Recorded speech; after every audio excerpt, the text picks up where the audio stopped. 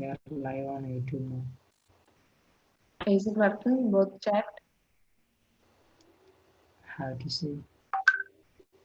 I will check. It's redirecting to YouTube. Yeah, I think chat is working. Is it working? Both chat? Yeah. Is it working? Both chat? It's okay. Hello. So make call Aminda. Aminda is waiting. Let her in.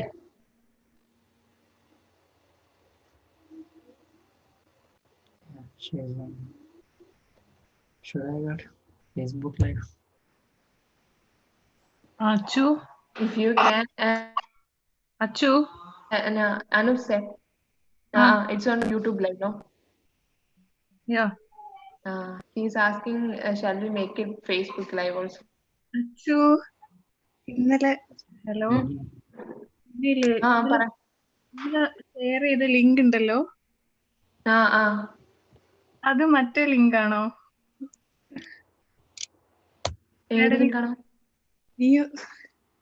മനസ്സിലായില്ല, പറ.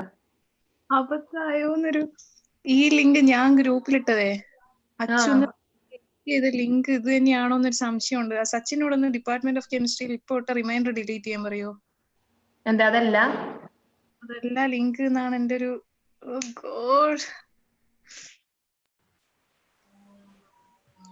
നോക്കട്ടെ. Fast.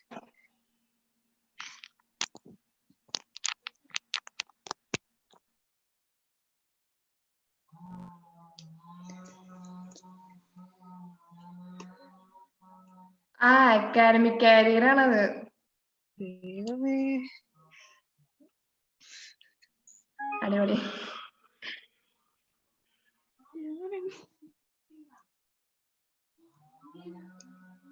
അതൊന്ന് delete ചെയ്.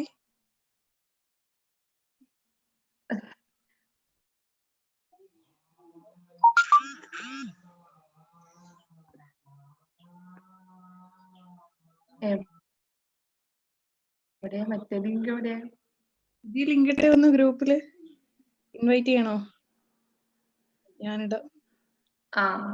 ഞാൻ invite ചെയ്തിട്ട് ഇട്ടാ മതിയോ? ഞാൻ ഒരു മിനിറ്റ്, ഞാൻ ഇൻവൈറ്റ് ചെയ്യാടിയാനോ? ഞാൻ ലിങ്ക് ചെയ്തിട്ടുണ്ട്. ഒരു മിനിറ്റ്. ഒലക്ക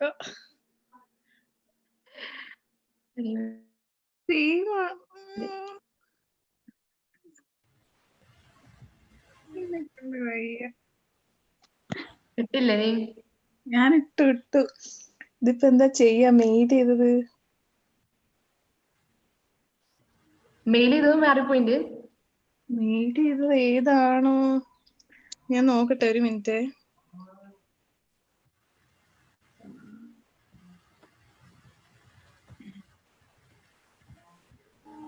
ഡിപ്പാർട്ട്മെന്റ് ഓക്കെ.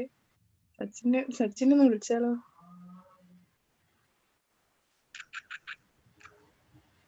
നോക്കി വെക്കുന്നു.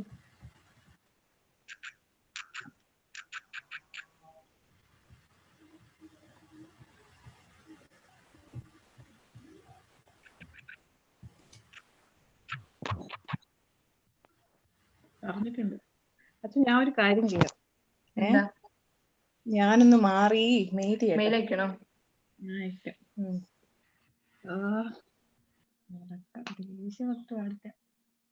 ഇപ്പൊ live പോകുന്നുണ്ടല്ലേ?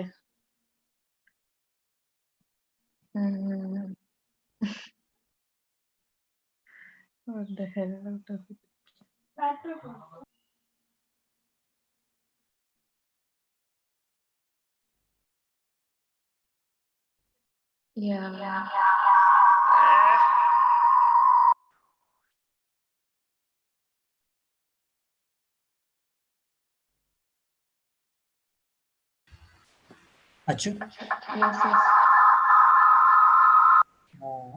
I came in through 2 ways. That's what. Don't use. Is there anyone other than this coming in? Yeah, I understood. No, I was checking whether the link is correct or not. 4 participants. One is waiting. Achu, പക്ഷെ അതിന്റെ താഴെയുള്ള ഐഡിയും പാസ്വേഡും നോക്കിയാ link I think it's wrong. ഞാനൊരു കാര്യം ചെയ്യാം, 4 മണിയാകുമ്പോഴത്തേക്ക് maximum share ചെയ്യാൻ പറ്റുന്നവർക്ക് ഇപ്പൊ ചെയ്യാം. അപ്പൊ ഒരു റിമൈൻഡർ മാതിരി അവര് അങ്ങനെ കയറട്ടെ. ഞാൻ മ്യൂട്ട് ചെയ്തിട്ടുണ്ട്. സെക്കൻഡ് വെബിനാറിൽ ഞാൻ ചെയ്യാം എന്തായാലും. മഹേഷ് അല്ല host.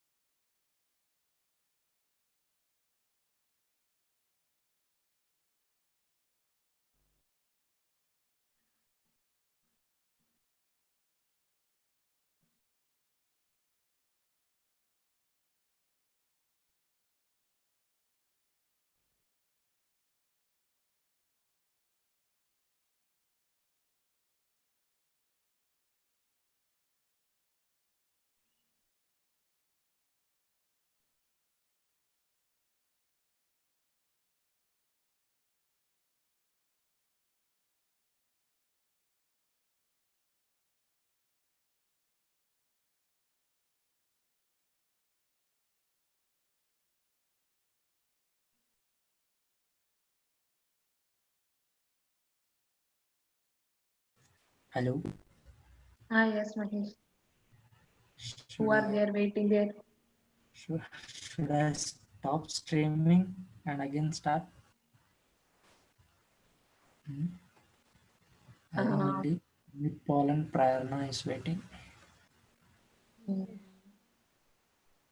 Yeah, then try it once more. But if they are going to send this to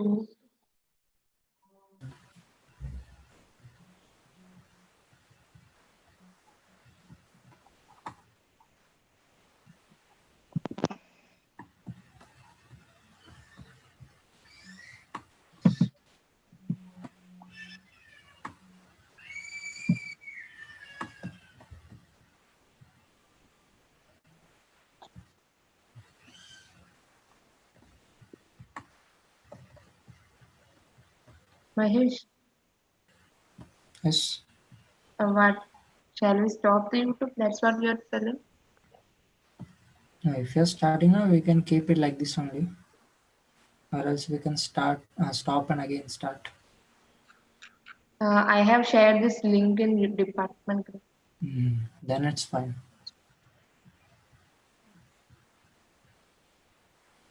Should I allow both of them? Sumit, Paul, and Prerana? Yeah, allow them. Let it. Admit. Mhm.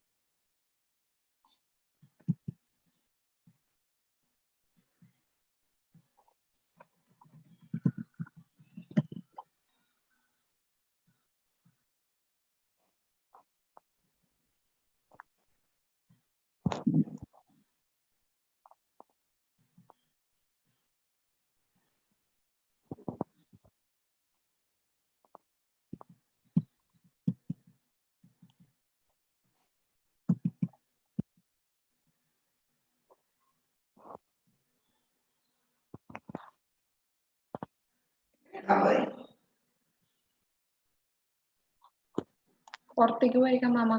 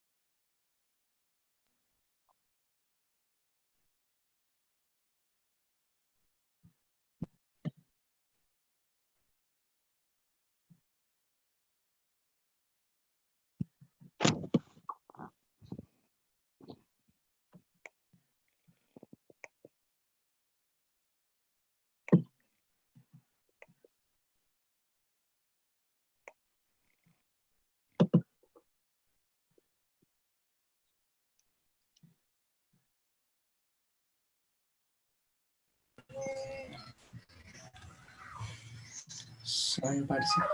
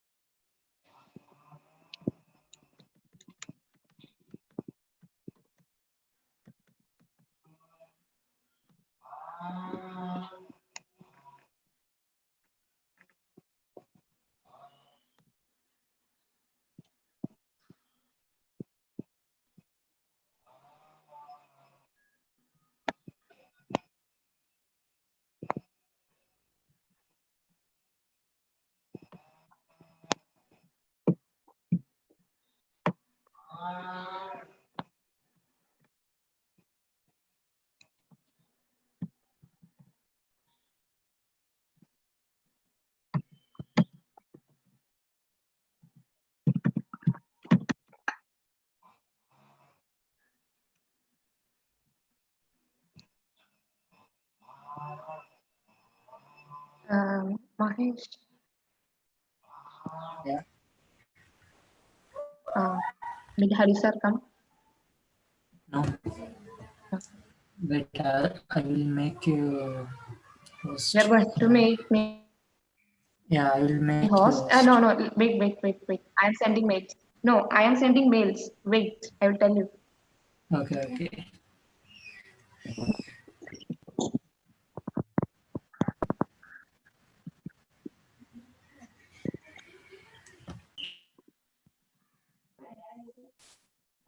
Mahesh.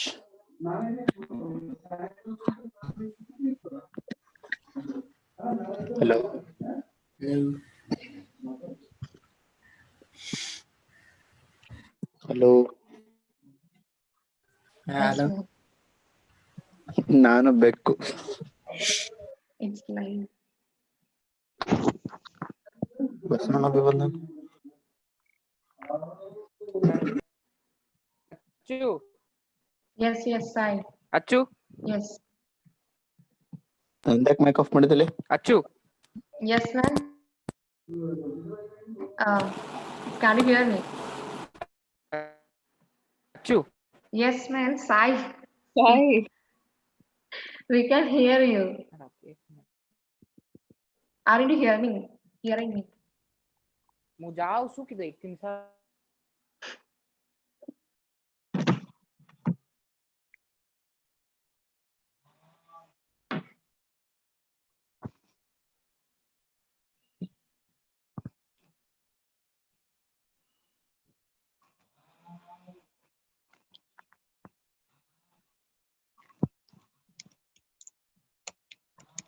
Achu. Yes, Sai. Speak. Yeah, okay. Nice, fine.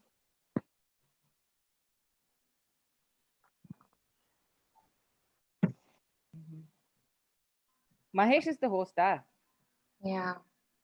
Yep. Okay. So this meeting won't end in 40 minutes, no? Sorry? According No, to no. the session. Okay.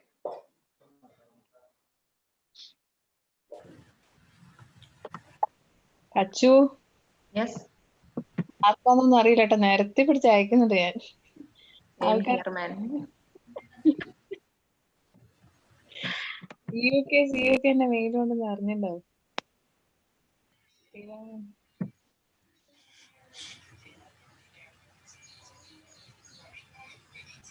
I have sent it.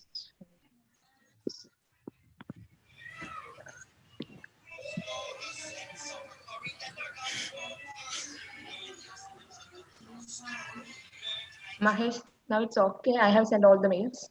If you can continue, no problem. What if it stops after 40 minutes? Then give to me. Yeah.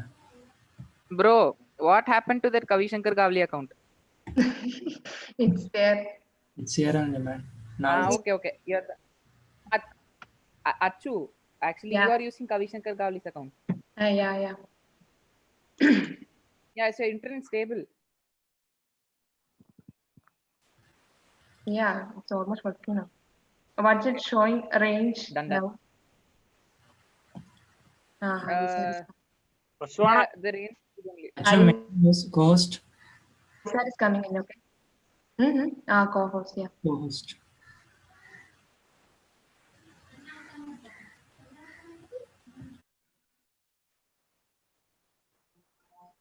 Aswana.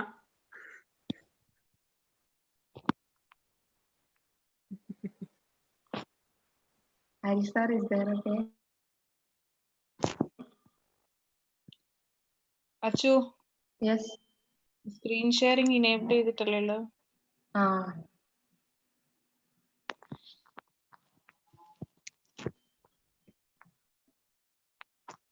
Now it's okay. Harisar,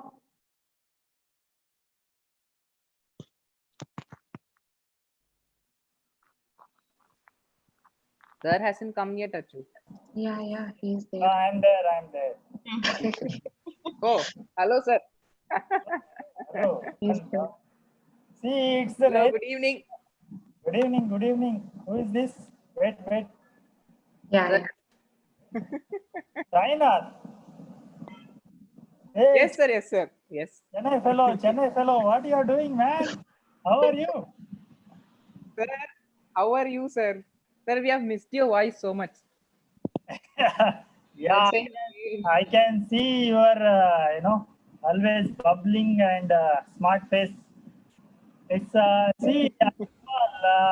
after the discussion in the morning, there was no rain. Now it started raining. Oh, I don't sir, you are at home? know how far it will go, but as long as Geo signal is fine, let us look into this. Yeah. Now signal is fine. No problem. Sir, your signal it's showing full only, not a problem. Yellow Hey, and Baba, white also. I don't know. Morning we tried from the room, and inside the home signal is coming. So now I am sitting on the terrace. Okay. This is anyway lush green paddy fields outside, and I am Yes, sir, the ambience is good, don't worry. Yeah. How is going, Sainath? Everything is fine? Yes, sir, I'm fine. Everything is fine. Chennai Sir, you can is, you can put up, sir, it's a hotspot, sir. Yeah, What this I have place to is a put up? hotspot only. it's Sir, you can put hotspot. up a writing board. Huh? You can put up a writing board in that wall and you can teach us.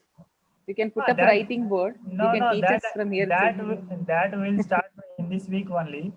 As long as Zoom is there, there is no problem. Otherwise, we have to use the OBS No, studio. sir, actually, no. That's not necessary. Okay. I just found out yesterday and I told this to Durai sir also. GeoMeet, it offers up to 100 participants. It is absolutely free of cost. There is no time restriction. Okay. So Zoom Pro costs actually 13,500 per year. GeoMeet is absolutely fine. Ambani is actually helping us a lot, sir. Initially, they will help. Later on, they will take. Yes. Sir, Anyway, it's a business. sir. It's a business strategy. Yeah, I think even if it's paid, Zoom Pro you have to pay in dollars. It's $15 per month, 1,400 something. Yeah, Atmanirbhar Bharat. Atmanirbhar Bharat. So they just copied the entire thing, sir. That is good, no? Earlier Chinese used to copy, now Indians are copying, right? Ah. So as The long as property copyright, as long as copyright is given, as long as royalties are given, everything is within the Copyright Act, right? Yeah, correct only, sir. So this you will learn mostly in the IPR and entrepreneurship course, if at all some teacher comes. Okay. So Copyright Act and plagiarism and how much you can, copy something will be taught in that course. But from last 2 years, we are unable to get that one person who is a patent writer actually. I don't know what is the future of the course. Otherwise, we have to only prepare and we have to teach you. So that is one possibility. Good evening, sir. Good evening. Who is this? Kaustav, sir. Kaustav Dhar. Kaustav, oh my God. Dhar Kaustav. কেমন আছো? ভালো আছি sir, ভালো আছেন আপনি? আমি ভালো আছি। We learn a lot of Bengali, sir. কোভিডে পার পাইবো। How is your Bengal, man? Mamata Banerjee is allowing to live? It's a watermelon, basically. Where you are? This is live on YouTube, okay? It doesn't matter. We are just talking, and who else is watching? Not many people will watch.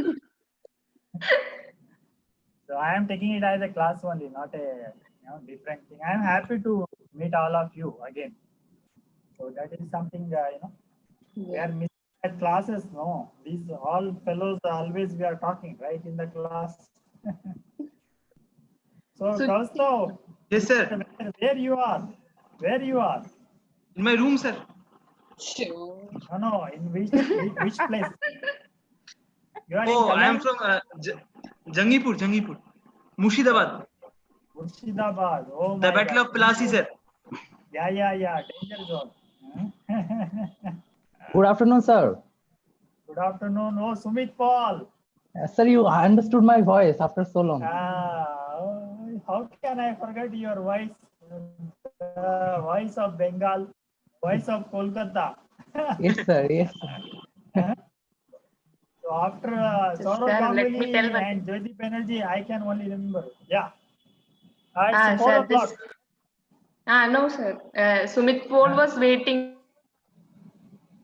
from the first when we just logged in from 3:20 onwards, I guess.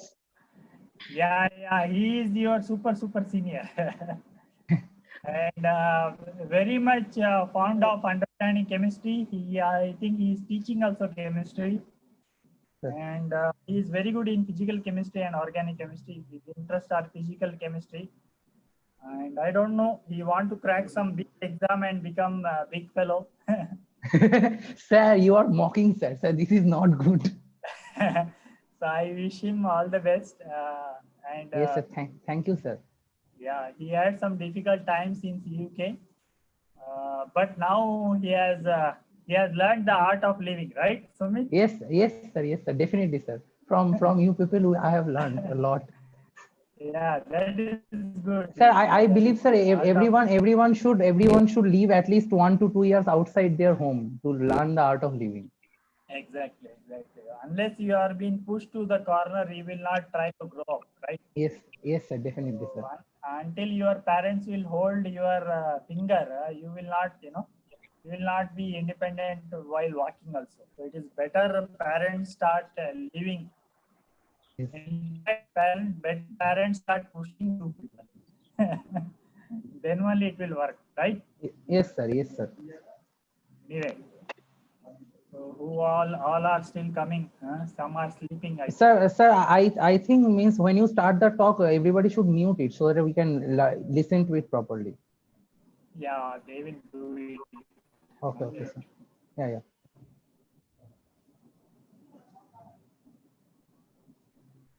See, mainly Sumit, this I am doing so that a student can inform their parents. Yes, sir. Yes, sir. Because main issues are with the people having age above 50 only. Not many, only 2% people will suffer. Yes, yes. So it is better we get educated about it, particularly to people above 50-year-old. Yes, sir. Sir, but means though this means that this 2% is huge actually with respect to Indian population. Yeah, see, the problem is whenever, even if we see the statistics, when we see and when we get affected, our mind will go towards 2%, not towards 98%. Yeah, yeah. That is the problem, and that is true with everybody. I cannot deny.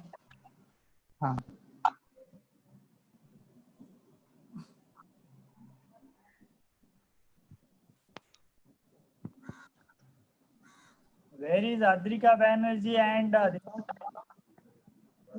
Sir, today is Rom's birthday, I think. he is in Hyderabad. Adrika is in home, Kolkata itself. He roams in Clarisynth Pharma. Yeah, I heard that a few days ago. And Shiny is in Pune. She's in a paint company, Burger, I think. No, Bear Friends. USA based. Bear Friends, USA based. Okay. Anyway, that your room has taken my head also for joining that company. Now at least he has joined. No, he took. Actually, I am responsible. He took your number from me itself. Oh my God. He asked that give Harish sir's number. It is very, very urgent. Please give it. So I gave him. For him, everything is urgent. That is the problem. Yeah. Everything is urgent. Yes.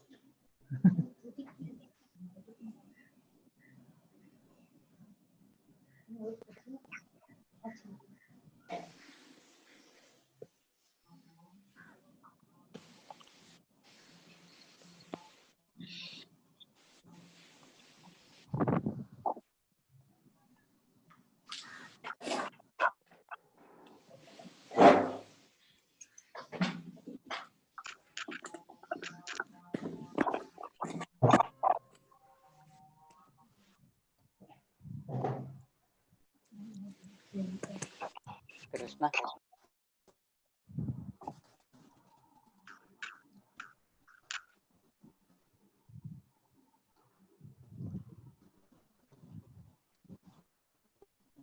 Sir, shall we start? Hi. This is Sandeep. Or shall we wait for someone else? This is Sandeep. Yes. Hi, Harish. How are you? Hey, hi. I cannot see you. Where are you? Yeah, you can see me. Oh, I am so happy to. I want to connect. How did you got? Did you got the link, man? Your students only share. Students have sent somewhere, I think. Yes, student. Oh, nice to see you. Yes, this is your new home. Yes. Okay, how is let's continue. Yashaswini? She's fine? Yeah. We'll fine. catch another time. Yes. Okay, let's go. Okay.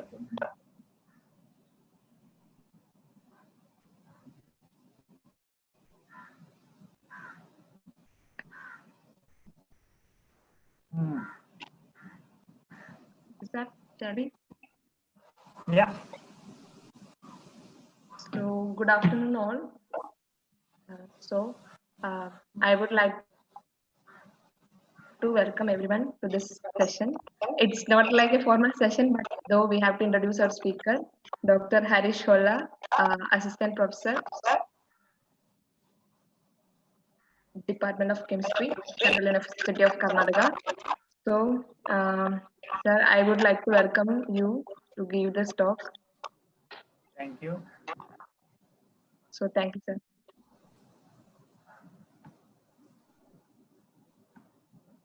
Okay, shall I start? Yes. You want to talk something? Sure. 1 minute.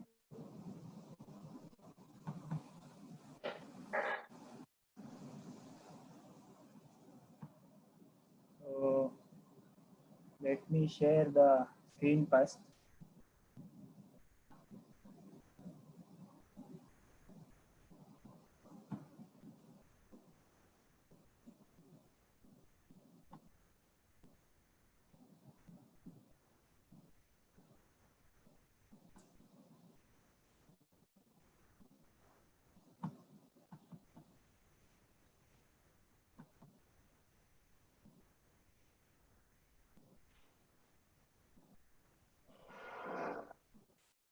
Yeah, 1 minute.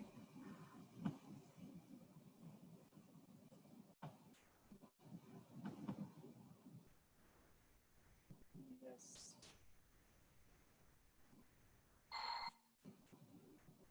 So let me start.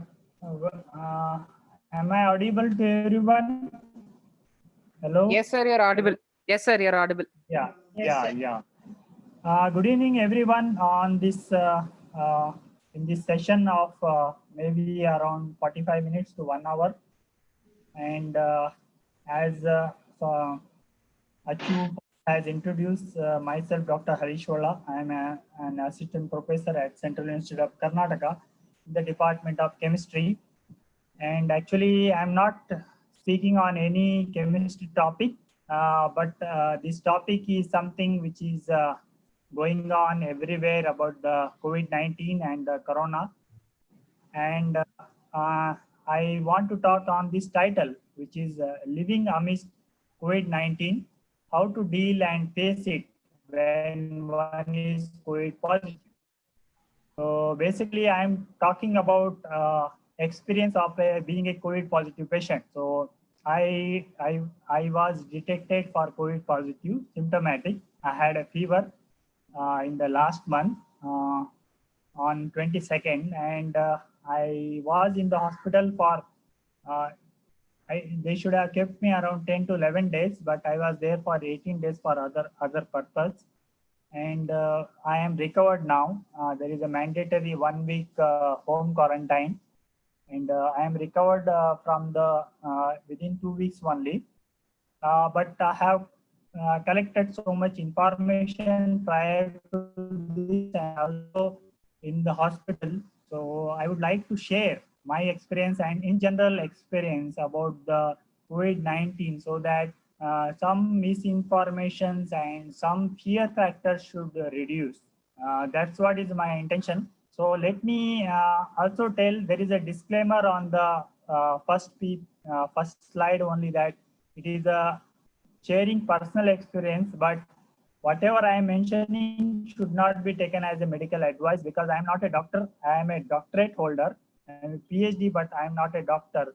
So the thing should be taken in a advice manner, but should not be taken as a medication and somebody should not go on and purchasing the medicine and start taking unnecessarily because there is no as such proper medicine. Very few medicines are there, and most of the cases are recovering through their immune only. So this point one should remember that unnecessarily the medicine should not be taken. So let me go with the next slide. 1 minute. So I'm not going. Yeah. Hello. Yeah. Fine, so sir. I'm not. Fine. Yeah, I'm not going to speak on the what is corona and what is the spike protein. It should be another session where chemistry and biology of the coronavirus can be explained and how it is really working with the inside the body and how it is attaching to the ACE receptor, angiotensin converting enzyme receptor, and all those will be interested to the students of chemistry and biology. But at the moment, what is important is if you get infected, how you have to deal with it. That is something which is important. And sometimes knowing too much is also problematic because it may create unnecessarily fear as well. So let me start with what are the symptoms one can get. all of you might be knowing this, but let me re-emphasize so that some misunderstanding will go. So most of the cases, most of the people who will get COVID-19 is almost 80 to 85% will get fever, and in majority of the cases fever will be 1.5, 1 or 2 point. In some cases it may go to 103, 104 as well. So this is a teacher around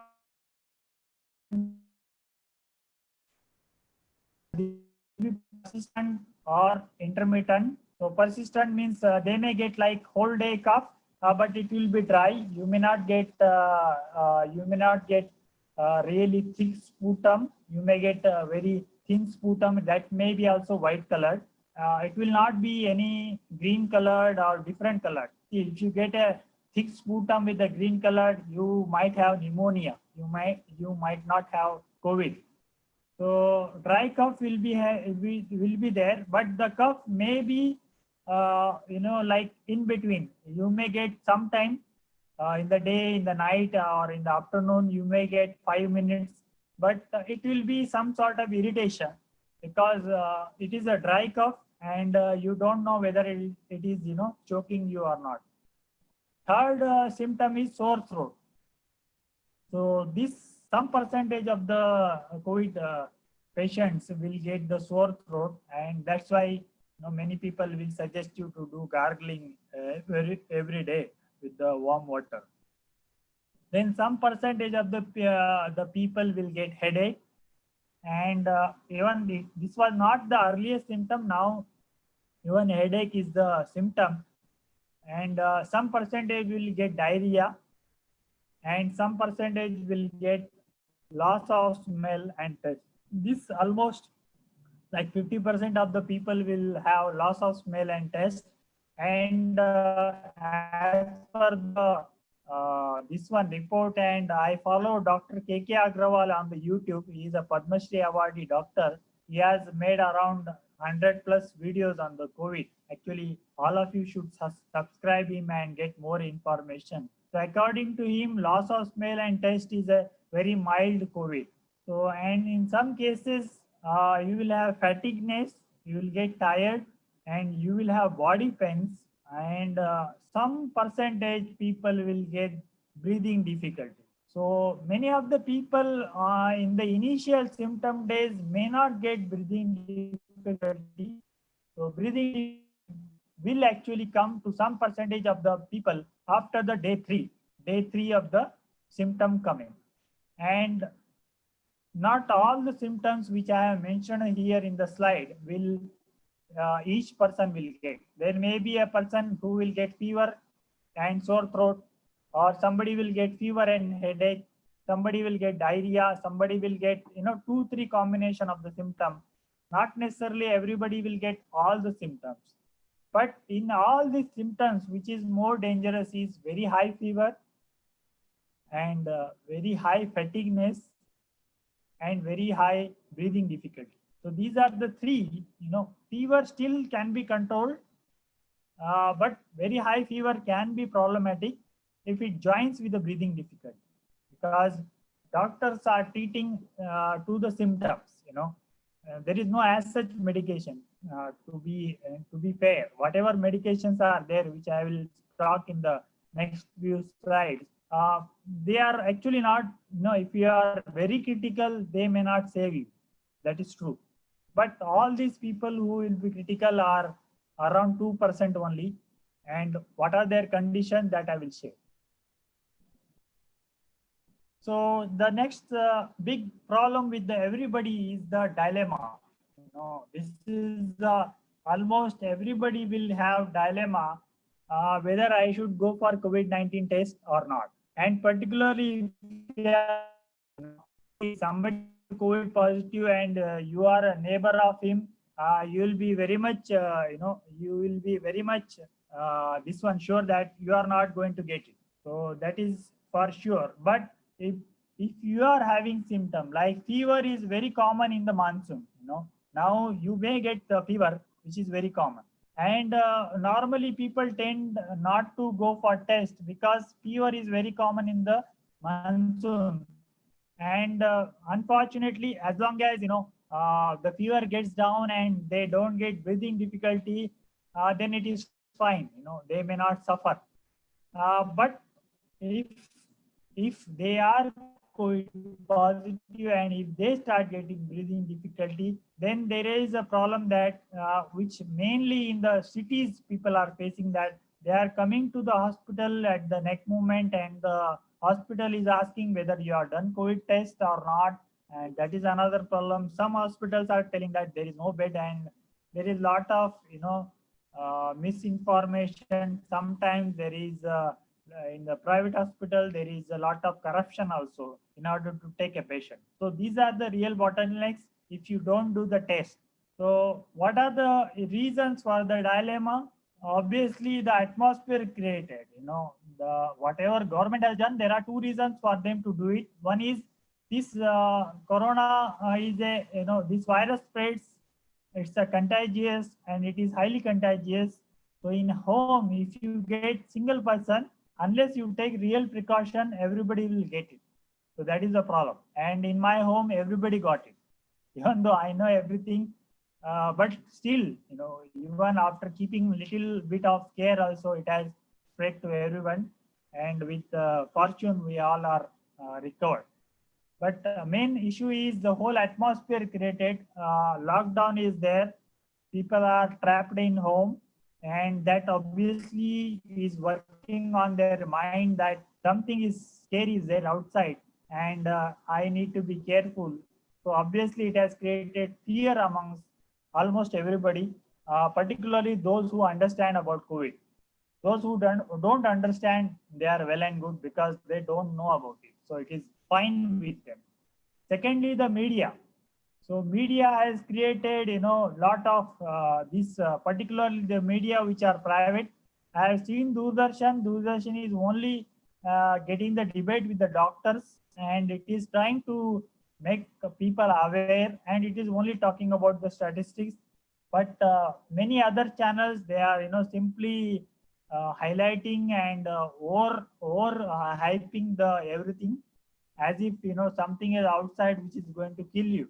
So this has created a lot of panic among the people, that if I get, because I have seen in my area 2 patients died when they came to know they are positive, they got heart attack.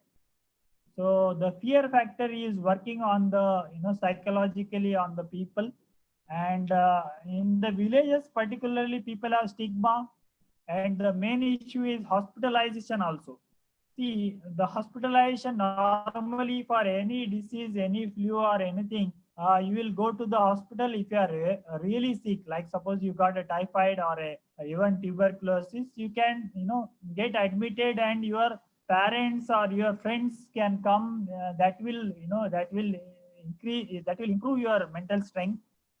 So obviously these factors will work on your mind and you will get well. But here is the case where initial days of COVID, people have to stay around 28 days in the hospital.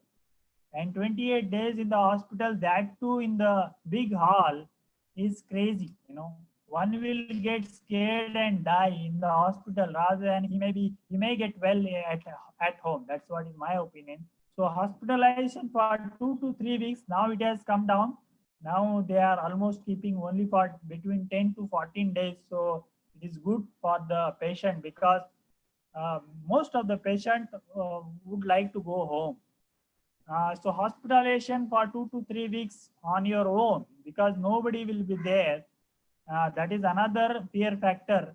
And this is more difficult for the people who are comorbid, like somebody is depending on the insulin, and you are joined in the government hospital where the staff is less. So if you don't know how to inject yourself, then you have to literally wait for the nurse to come, and without taking injection you cannot eat. So your situation will be very bad if you are really on the insulin. And if you are really fat or if you are more aged and nobody is there, so you can imagine if your situation is little critical, then your situation can become really difficult. So this is something which is creating dilemma among the people. Another factor is if you suppose if you go for a COVID test and suppose you get positive. So what happens is immediately the district authority will start calling your home because they will take information from you that how many people are there and they will ask for the phone number and they will inform them that this you are the primary contact and you have to come and get tested. So in such a case, again, either they have to come, or if you don't come, they will come in a ambulance and they will take your family members, and they will test them. If all become positive, then all have to be hospitalized. But it is possible, like if you are less than 30 or less than 40, and if you want to opt for the home quarantine or home isolation, they will allow you. So that is possible now, at least in Karnataka. I don't know in other states. And but if you are above 60, so above 60 will be under the risk category. So they will ask to be shifted to the hospital. And particularly if they have symptom, definitely they have to go to the hospital. So these are the things which are creating dilemma among the people. Secondly, there is a constant statistics of the number of people getting infected worldwide and also in the India, which you are following on the news or you are following in the newspaper or in your mobile.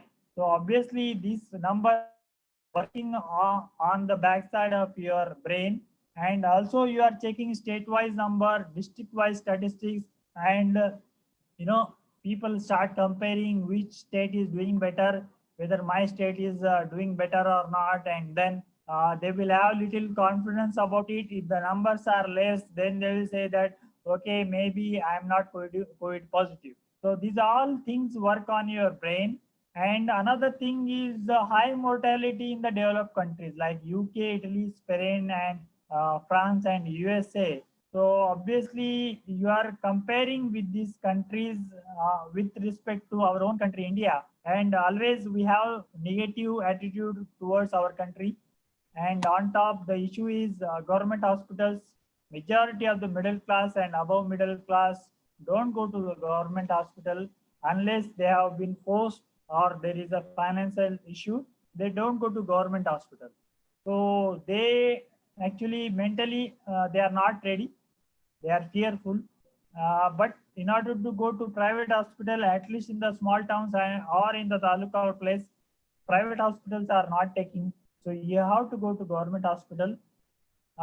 Definitely in district places, there are private hospitals which are taking. But obviously, if you go in a district place, your cost of this medication may cost around between 3 lakhs to 5 lakhs if you stay there for 10 to 15 days. And if you go to Bangalore or Delhi, in the Delhi Max Hospital, the average charges almost coming between 7 to 12 lakhs. So I doubt, the people can afford. Even people are, it is like around 7 to 10 lakh they will pay for cancer treatment. And this is too much for this COVID. One has to pay around 7 to 10 lakhs. So these are the problems which a person who is having some symptoms will undergo in the background. So these are the dilemmas I have seen, and I am sure that whatever number of people who have tested positive, there are around some 25% people who are not tested, but they have symptoms and they have taken medication on their own, and with the grace of God or with their body immunity, they have recovered also. And secondly, or some people, they take Ayurvedic drugs or Ayurvedic products and they have recovered also. So it basically depending on your immunity.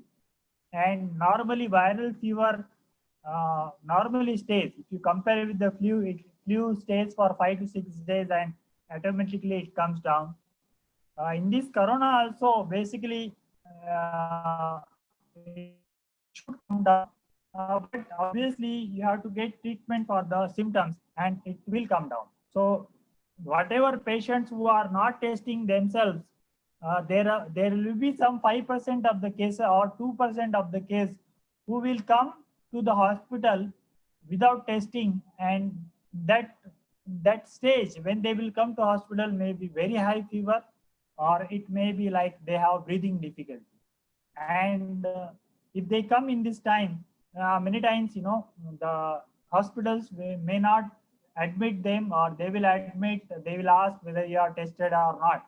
So if you see the statistics of the people who have died, you can see that they have come to the hospital, at least some 5% are like this, who have come to the hospital and they have died in 1 day or 2 days. Means they have basically came very late. They have severe breathing issues, and when they came, they have not been moved directly to ICU. They have given very less time to the doctors, and they have succumbed to the COVID. So very essential is, if your symptoms are really high, if your age is above 40, better you opt for the hospital, because you don't know how your body will react. At least if it is somewhat critical, doctors can save you. It is possible. So that's where don't keep this dilemma and go for test if you have symptoms. Now, secondly, if you have symptoms, what you should do at your home. So brutally, you isolate yourself. If you or any person in the home gets the symptom, first of all, isolate. So isolate means what? You must have some room with the attached bathroom and toilet where you can, where you should stay. You ask your parents or somebody to just provide food inside and keep the mask. Ask them to wear the mask, and yourself also you should wear the mask, and ask them to keep the food. And you need to go for taking the medicine. If it is possible, yourself you go to the doctor and get the medicine, and or you can go for a test and then join to the hospital. If you delay this, you will definitely give the COVID to your your parents or your siblings, and that will be more traumatic condition. Because just imagine, you are young, you will come back, most of you, but we cannot tell if somebody, maybe your grandparents are there, who are having, definitely with the age, they will have some sort of problem, and they may be affected unnecessarily by this. Even the parents whose age is above 50 may have difficulties with this. I don't want to fear anybody. The main factor is not to fear. So let me go to the next slide. So reality of COVID-19. Am I audible to everyone? Yes. Hello? Yes, sir. Okay. Yes, sir. So reality of COVID-19. See, the hype is too much. That's why, and the educated people are, because for when I was in the hospital for 1-2 days, I was also little worried, but I will share where I was worried. So first of all, treat it like other viral fever. Unless you treat it like other viral fever and don't give it a very special status, then otherwise your mind will start thinking in a negative direction. And when you start thinking in a negative direction, your body will also respond in that direction. Because let me share the experiment which they have done with the people who were supposed to be killed by giving poison. So there was an experiment done where they have injected. They have told to the person who was supposed to be killed due to some mischiefs, normal, whatever the death sentence, they told that we are going to give you poison. And so the next day he started thinking about it. Basically, they are not given him the poison, they have given him the normal saline water only. But as he was started thinking that I am going to be killed tomorrow with the poison, his brain only started secreting the chemicals which has killed them. So it is true because this is proved, and it is also proved with respect to morphines. So morphines have been given for the people for elevating the pain, severe pain, and they have done this experiment. They have told to the patient that you are on the morphine medication, but actually it was a placebo effect. So they are not given him morphine, and slowly, because the patient knows that morphine is going to save me, his body, his brain started generating enkephalins, which are, our body itself will produce the morphine-like substance, which will actually elevate your pain, and he started feeling better. So these are the placebo effects. So it is the same way. If you try to treat your mind that this is another viral fever, even if I get this COVID-19, I will be beating this COVID-19. Your body will tune with that. Your brain will, your mind will, which is very powerful, will tune it in that way, and definitely you will beat the COVID. So do not take it too much into your head. I am sure I have mentioned easier said, because of too much studying about corona, you will have some percentage of fear. That is quite possible. And as per this, many doctors and opinions, around 97 to 98% people will recover. And in India, almost 70% of the COVID positive patients are asymptomatic. So asymptomatic patients, these are almost out of danger, because what is the meaning of asymptomatic means their immune is quite strong, or they have already antibody inside. So that's where virus is unable to make much problem to this person. Either he is getting the sneezing or some runny nose, and he is recovering, because virus is unable to make much inroads into his body because of already having antibodies, and your body is attacking the virus. So that's where these asymptomatic patients, in many way, they are lucky, because that means that they have good percentage of antibody already. And secondly, but the issue is, most of the asymptomatic patient will not be knowing that they are positive, and not necessarily everybody will go on for a test unless until they have the symptoms. So that is quite understandable. So, but due to them at home, some people who are at high risk may have issues.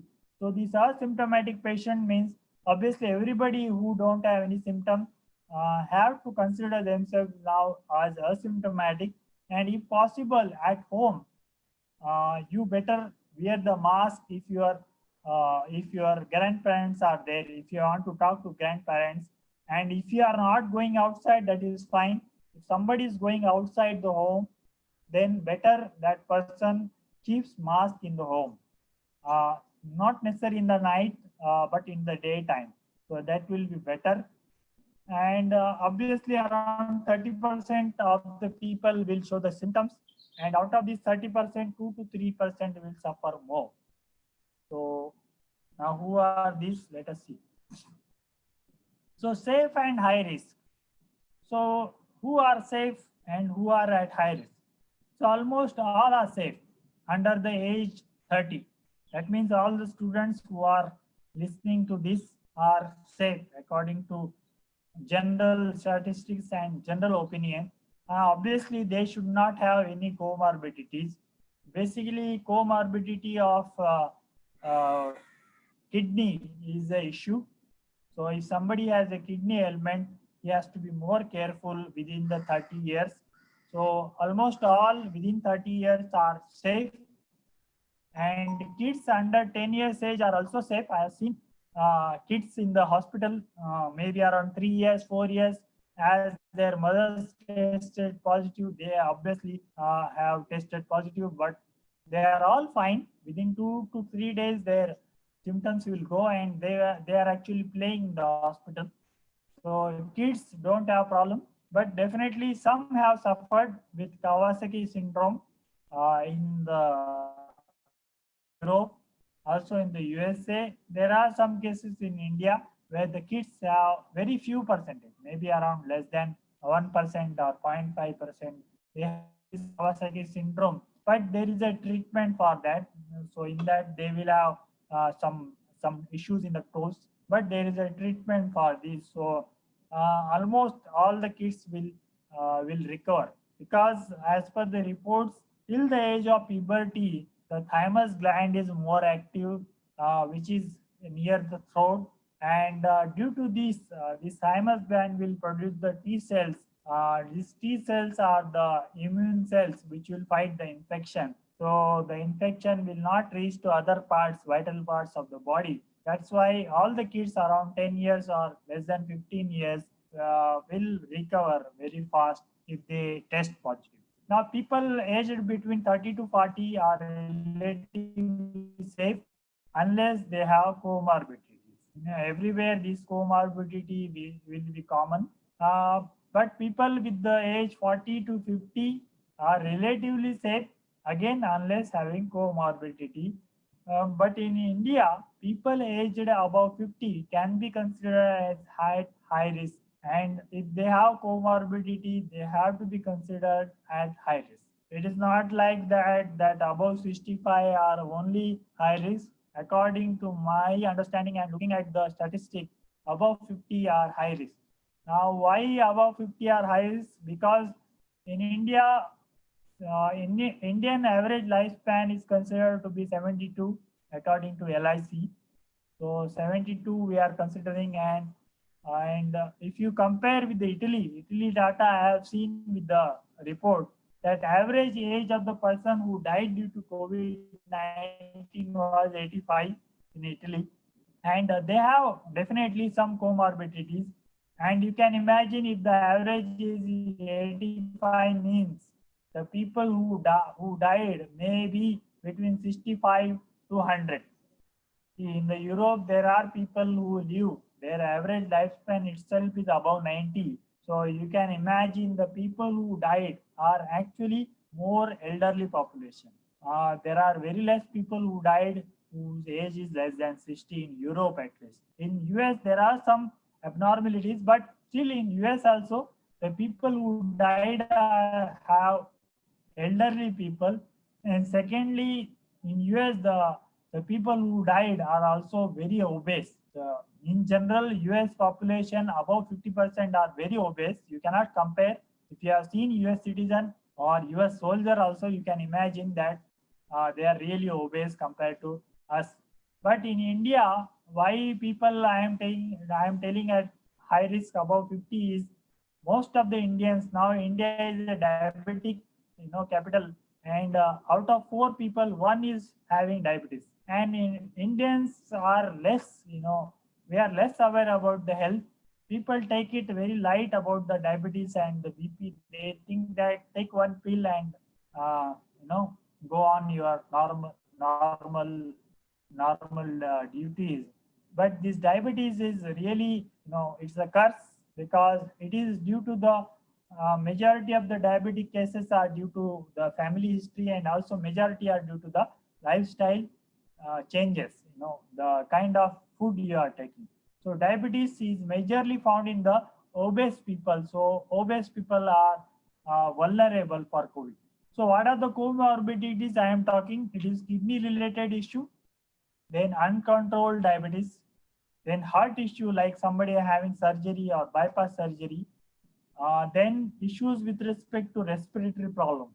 There will be significant percentage of the people who are having chronic obstructive pulmonary disease related to breathing and asthma. They can face the problem. Those who are having liver issues, severe liver issues, and highly obese people whose BMI is above 30, body mass index is above 30, and immune compromised people. So these mainly TB patients and HIV patients. You can remember people were worried when Amitabh Bachchan got COVID positive, because he was ex-TB patient. But if you are ex-TB patient, you need not to worry. If you are having TB now, then it can be a worrisome, because your immune gets very down when you are having TB and HIV. These are the comorbidities. Mainly obese people have to be very careful because they may get a lot of breathing issues. They may get lot of fatigue issues. So that may aggravate their breathing problems. Then heavy smokers and heavy drinkers and abnormalities due to autoimmune reaction. This may be some very minor percentage. All these comorbidities many people have. Not necessarily all the people having these comorbidities will face really problem, but there will be selected few who are coming between 2 to 5% who will face breathing issues, and that is the only problem in case of COVID-19. So how much you are prepared for this? Okay, this point I would like to talk because I have seen some Facebook posts where people or the even in fact he was a student, he was complaining that I was taking so many Ayurvedic medicine but still I got the COVID-19. So let me come back to this point. I am drinking kashayam every day. So I am sure that in the Tamil Nadu all of the people are. Hello. Am I audible? There is some problem? No, sir. No, sir. Okay. Carry on. Yeah. So actually in Tamil Nadu, many people are drinking the, I think Niloembu Kashayam or. Yes, sir. I think there is another name, what is that name? Some Kashayam is there which in the government is. Sir, it's Kabasura Kashayam, sir. Kabasura Kashayam. So it is a mixture of some 13 ingredients. It's like it is working. I'm not saying, but still you may get, because you are drinking, but you are not came close to the person who is being infected, or you didn't get any of the symptoms. So you may feel that it is working, and suddenly if you get the positive, you will start thinking that I am drinking every day kashayam, and how can I get a positive? So this is the same thing with the people who have taken arsenic album, that homeopathic medicine, and it works on your mind that I am taking this, so I will not get the virus. But it's not, because nobody knows how it really works with the virus. So you may get infected, but this kashayam or whatever may have improved your immunity, and you may get mild COVID. So don't take it negatively that I am taking from 1 month and I am getting virus. So don't think in that way. Some may think that I am having Chyawanprash, I am drinking turmeric milk, because all these are home remedies which are following. And turmeric is well known antiseptic and antibacterial, and some cases antiviral also. I am taking Giloy, that is Amrit Balli, we call it in the Karnataka. I am taking the Giloy Kada and Giloy plus Tulsi Kada, or as per some Ayurvedic practitioners, I am taking the hot water with the Tulsi inside. So because Tulsi acts as an antiviral, I am taking vitamin C tablets every day. That is different story. I am drinking warm water. I am gargling with warm water and salt, or I am using iodine gargle, or I am taking steam every day. Still you may get infected by virus. So let me be clear, because some of these things I have done for at least 2 months. So when I was at home, I was taking some kashayam with the Amrit Balli, or there is another plant here. So 2-3 plants are there, which basically there is one more plant which they call it as a, here they call it as a, basically it is a another version of this Avla plant, So that plant, if you take it, actually it is a remedy for the chikungunya and the remedy for your this one, another viral disease, chikungunya, and one more is there, dengue. So dengue comes down with that. It is called as Nelly soap, and but the idea of giving it as it has an antiviral property. That's why these Ayurvedic practitioners are supporting this. So I cannot say there is no logic behind it, because it has not been proved. So we cannot take it further. So now don't take it. It might have improved your immunity. So now above measure may help in fighting the body against the virus. So don't think low on this. Don't lose faith, because it may be, it may have improved your immunity. Obviously, immunity will not come that you have taken Carda for 1 week. Obviously, you might have taken more than 2 months. So that is one thing. How much you are prepared for this, and after that also you may get virus. That's what I want to tell here. So another dilemma which everybody will face. Okay, I have tested positive. What should I do? This particularly people will face in the cities. Okay, why? Because in the taluka places where private hospitals are not operating, so you have no option. You have to join government hospital. Okay, so in cities or district place, you have option of going to government or private. And now, obviously, as I told, average middle class and above middle class don't want to go to government hospital for so many reasons. But in the private also, the treatment, that I will come back. But in private, you have to think about the charges also. If you have insurance, fine. If you don't have insurance, you have to be ready for anything between 2 to 10 lakh, because they are going to charge you for everyday PPE kit as well. So PPE kit normal price in a wholesale market now in India is 400 rupees, but they will charge you somewhere between 2 to 3,000 per day, apart from other charges. So this is the factor of increasing your charges in the private hospital. And government hospital and private hospitals are following the same protocol given by ICMR. There is no difference. But government hospitals may not do all the tests. That is one thing which I must tell. They may not have CT scan, which is better if they do. May not have at places the stock of remdesivir, that is the antiviral medication, which is actually given to the severe cases or the moderate cases. Moderate cases or the severe cases, they will give the remdesivir. So at places they may not have, and if you are really become serious, they may shift to the district hospital where this medication might have. But these are the chances which one may have to take if they don't have any option.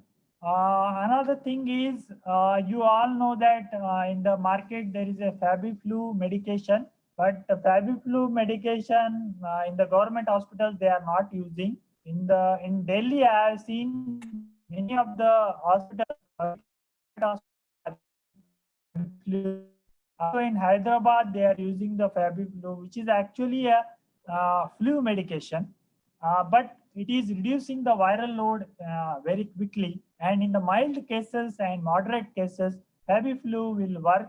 But the problem with the Fabiflu is the dosage is very high, and there are some side effects. Healthy people can cope up with those side effects. So these are the problem. Even with the remdesivir also there are side effects.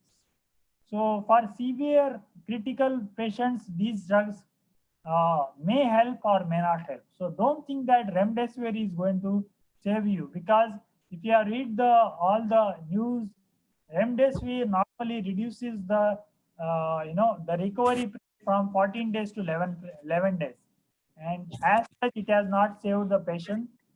Similarly, only dexamethasone has saved the patient in the critical cases. That too by 1/3 of the patients have been saved. So the actual drug which is saving is dexamethasone, not even the remdesivir. So it's up to the body of the patient how it copes up with the the viral load. So that basically decides. So let me tell some information on the medication. 1 minute.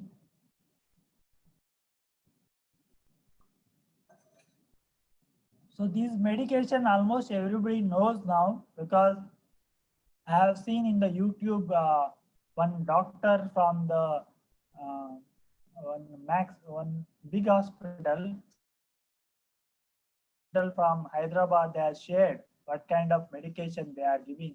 And in India, in all the government hospitals, hydroxychloroquine they are giving. In USA, this medication they are not giving now. They are stopped. I don't know why in India they are giving, but the idea behind it is it will reduce the parasite load. That's what they are telling. So hydroxychloroquine 200 mg 2 times for 5 days. Then doxycycline, this will help in, this is antibiotics. This is also they are giving 2 times for 5 days, and this medication will also help in, upper respiratory tract infections. Then zinc sulfate they are giving, which is around 10 mg or 20 mg. This you have to take 3 times. Then they are giving vitamin C, which you have to take 2 times a day. And they will give paracetamol if you have fever. They don't have dolo in the government hospital. They are giving 500 mg paracetamol. And this you have to take either 2 times or 3 times a day if you have fever. Then one more medication now they are giving, which is ivermectin. This they are giving for 2 days, 2 times a day. Basically, this has come up from some research reports from the Australia. So where they have shown that doxycycline, paracetamol, and ivermectin is enough for recovery of the patients from the mild to moderate cases of the COVID. So ivermectin normally they will also give looking at your blood report, but it is what they are considering in Australia is ivermectin will also reduce the parasite load. But in US, they are not taking ivermectin. In fact, there are counter reports that ivermectin is actually it is being given for the animals, actually ivermectin. But now they are, maybe we are also another form of animals only. That's what they are giving maybe. The ivermectin is prohibited in US. Now, one more medication they will give basically to the comorbid patients or majorly those who have diabetes and heart problem. So they will give this medication which is low molecular weight heparin. So this will be given in the form of injection. Basically, this will reduce. This is basically a blood thinner. So it is like aspirin. So low molecular weight heparin will stop this clot formation in the blood. So this will lead, because some percentage of particularly this comorbid patient having diabetes and very obese and heart problem, they are getting this blood clotting, and some people are getting strokes. So strokes means you have blood circulation less in the brain for 1 minute or 2 minutes, and you have multiple clots in the brain. So if you get a stroke, then obviously you are bedridden or you can die. So these are mainly for the comorbid patient, and over the time period they came to know these are the problems. Now at everywhere they are giving the low molecular weight heparin injection, even in the government hospitals. So in the government hospitals, food is provided. So if you are lucky in your area, food is fine, then that is also important, because many people will have very lack of appetite. So if you don't take food, you are not helping your body to recover. So you have to take good food. You can take fruits. You can take egg. If somebody is taking non-veg, also fine, as long as you are not taking too oily and you are not eating too much also. You cannot eat less. You cannot eat too much, because it will also create another problems like constipation and diarrhea.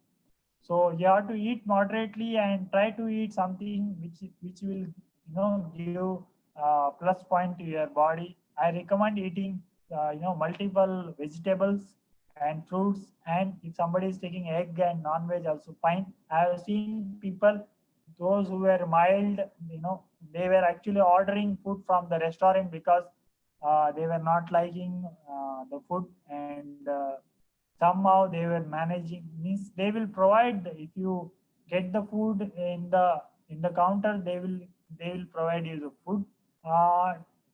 So about the doctors, not everywhere doctors will come near you. That is something you have to understand. but everybody will be in the PPE kit, and depends on the hospital. Doctor may come once in a day or twice in a day. Sometimes in private hospital, I came to know that they only talk through video call. They will do the test through the nurses, and they may also come. I don't know completely because I didn't admit myself in private. So in government hospitals, mostly you might be in a hall with more number of patients sharing the toilet and the bathroom. That might be an issue for some people. If the government hospital is better, you may have hot water facility for bath and also for drinking. So many times you have heard that you have to drink warm water in this case. So basically better is to purchase a kettle and get it in the hospital. You will get the plug facility. So use your own kettle. Then if you get semi-special ward, you are lucky, or try to get it, their crowd will be less. Use some influence, or do something to get it in semi-special ward where the number of patients will be less, so that you will not get other kind of problem. So in private, separate room also difficult. You may need to pay a lot, and unless you are a celebrity or you have a very high insurance, you may not be able to afford. For your information, I had a 10 lakh insurance, but still I went to government hospital. I had some other problems, but this decision you have to take. Now about the test and the radiology. Normally in government hospitals, they will do blood test for all the symptomatic patient, but they don't reveal it to the patient about the blood test. The blood test will also give the information about the, how much is the viral load or how much is the infection. So this information they are not telling unless somebody is really, eating the head of the doctor. They are not revealing. Neither these people will give you the report. Then in the private, they will let you know, I believe. And in government hospitals, they will do the chest X-ray. It is better to get X-ray done after day 3 of the symptom appearing, because virus may not have reached to your lungs till the day 3.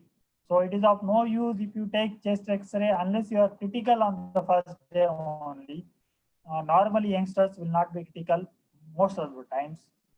In government hospital, not everywhere CT scan is there. Maybe in Gulbarga, there is a ESR hospital. There may be CT scan is there.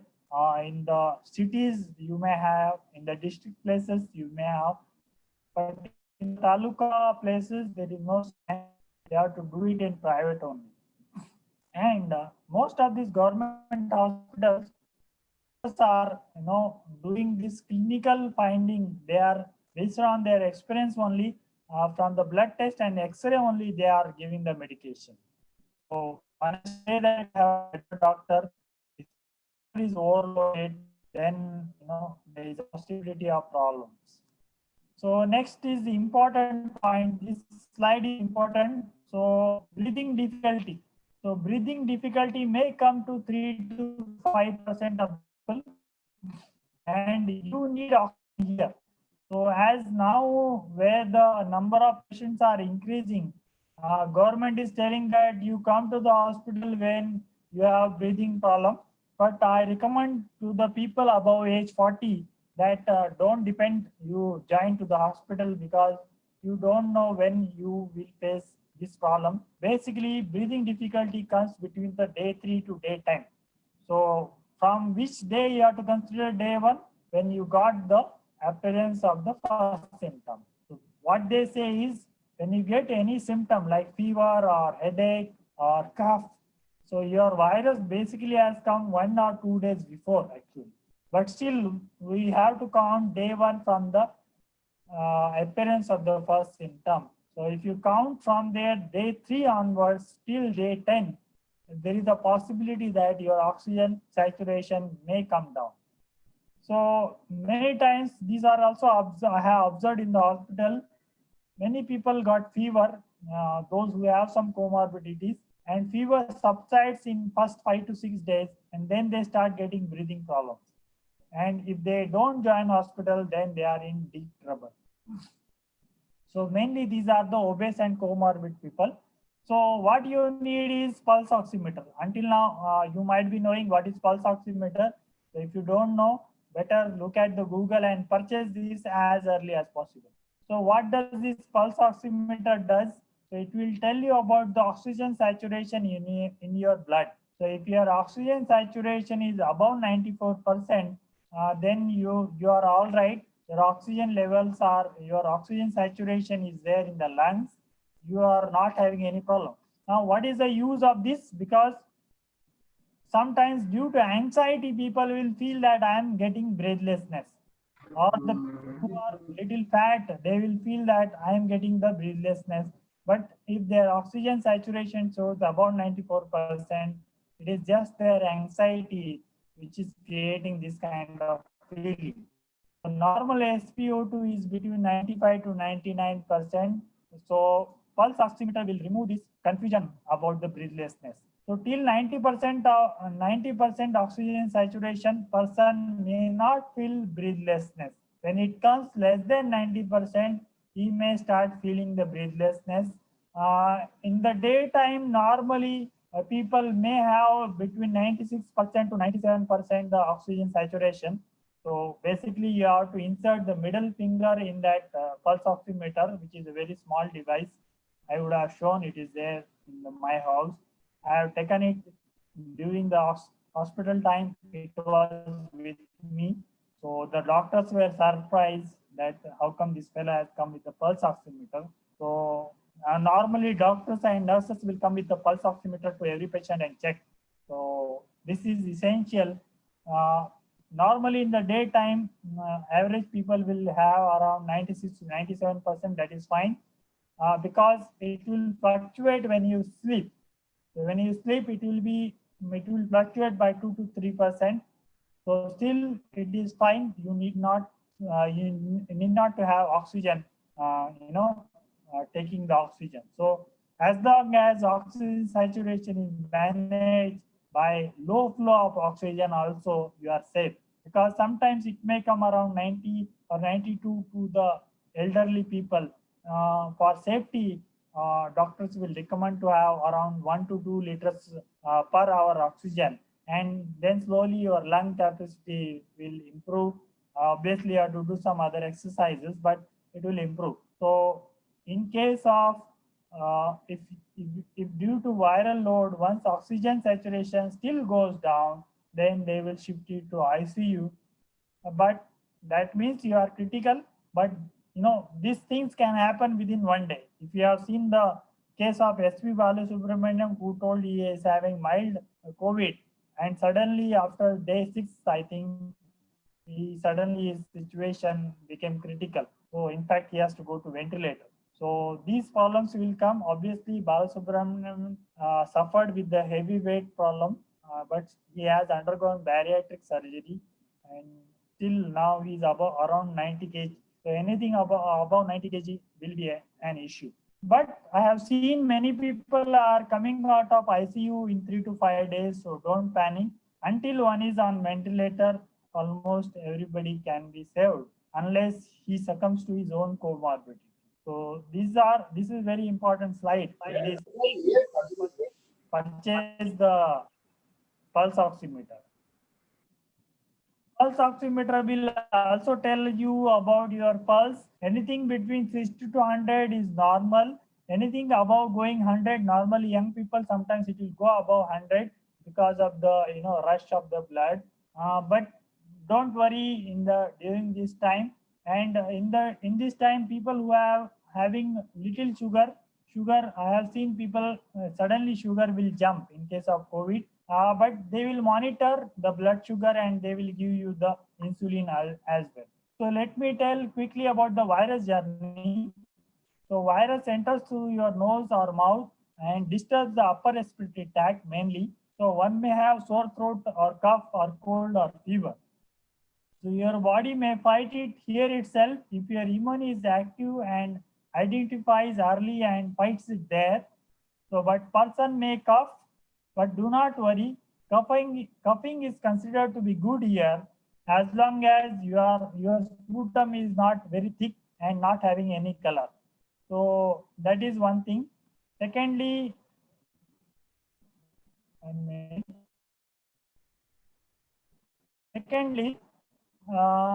person, don't worry, because why I'm telling, my another elder brother was coughing for 5-6 days, and I was worried whether I had to move it to some private hospital.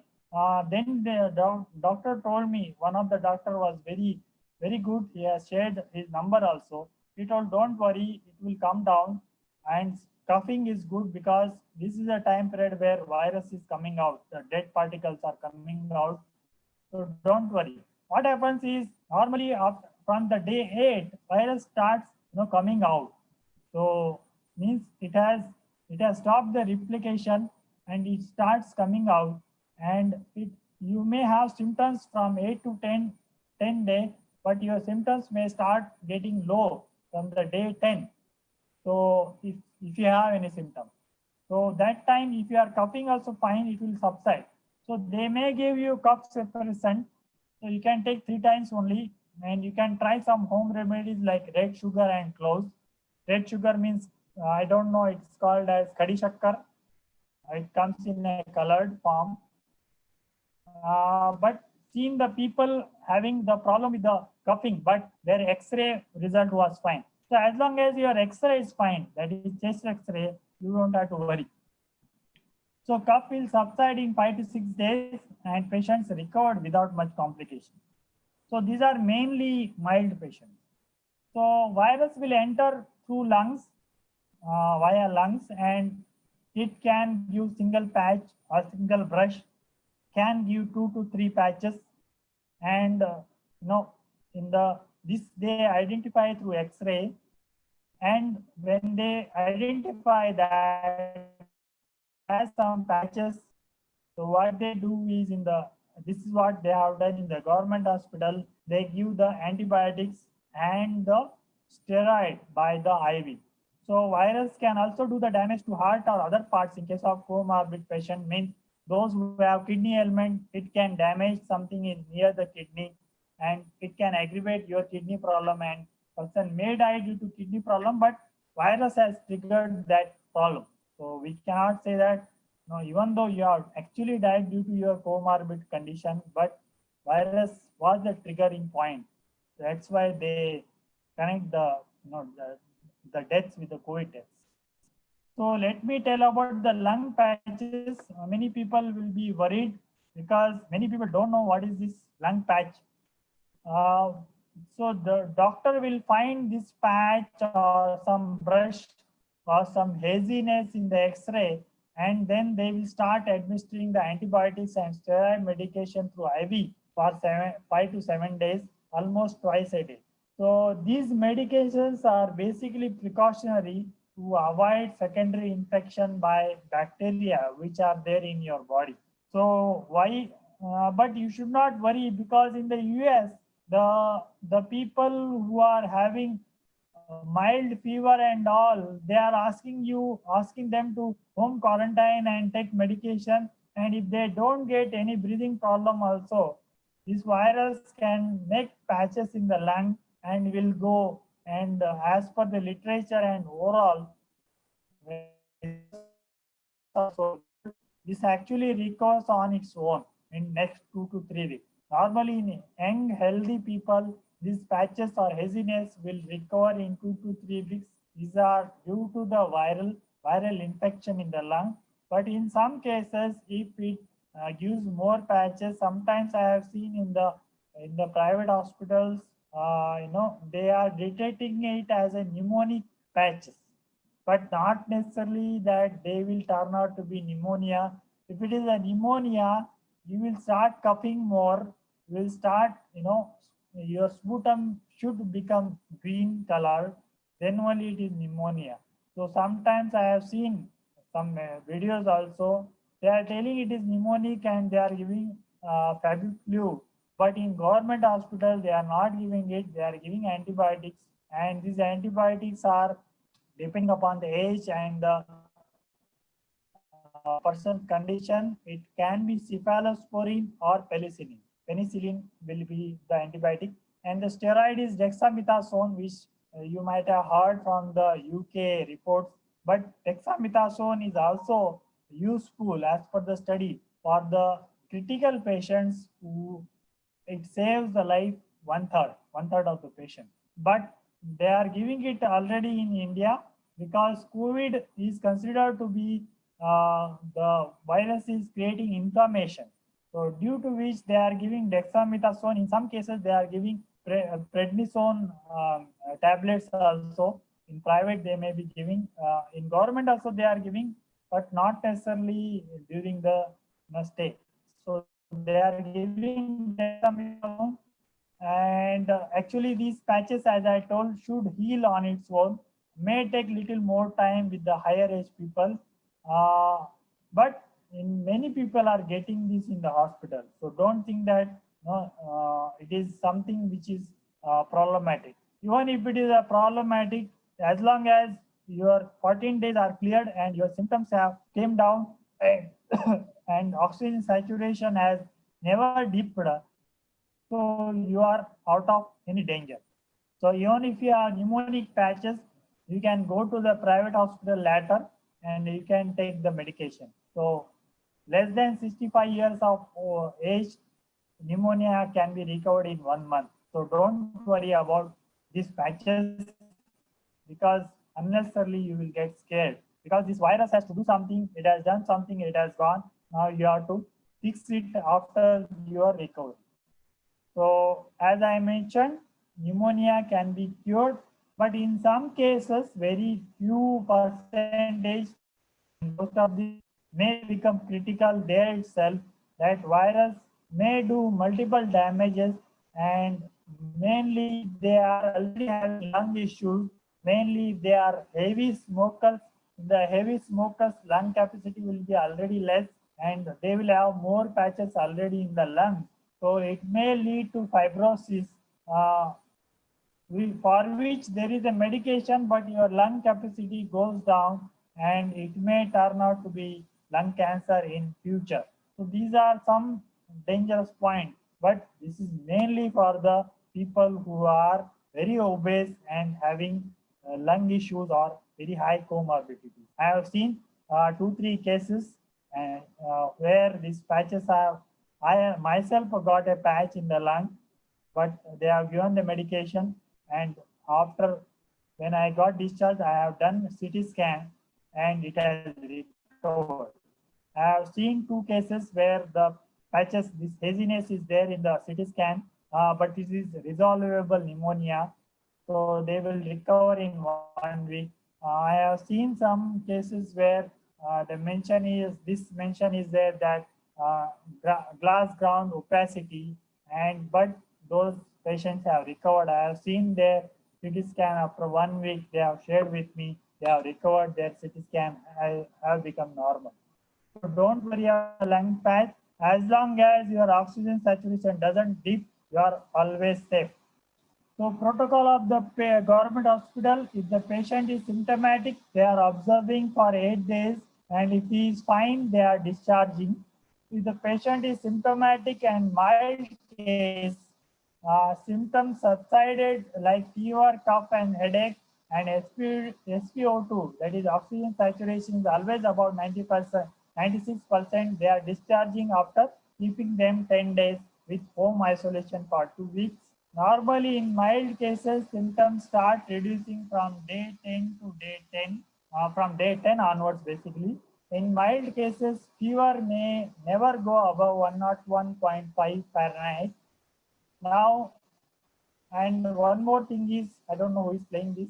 If once fever reduced, and if it is around 99.2 to 99.5, then stop, reduce taking paracetamol. Because this is what I have seen with me. Actually, my fever was reducing and it was always 99.2 to 99.5. Then my another doctor suggested you stop taking paracetamol. Your body temperature will regulate in 1 to 2 days. So I have seen that within 1 day, body actually is fighting with the infection, and that's why your temperature is rising a little bit. So allow the body to fight rather than subsiding the temperature by medication. Your body temperature will come down. Even if you normally, if your body temperature goes around 99.5, don't take medication. Your body will fight unless you get 101.5 or 101.4 Fahrenheit. Don't take medication because your body is capable of fighting and getting back to normal. So you can keep one thermometer, but don't become obsessed with the thermometer. So normally this temperature you have to take it below the tongue. If you take in the buccal cavity, the temperature will always come less.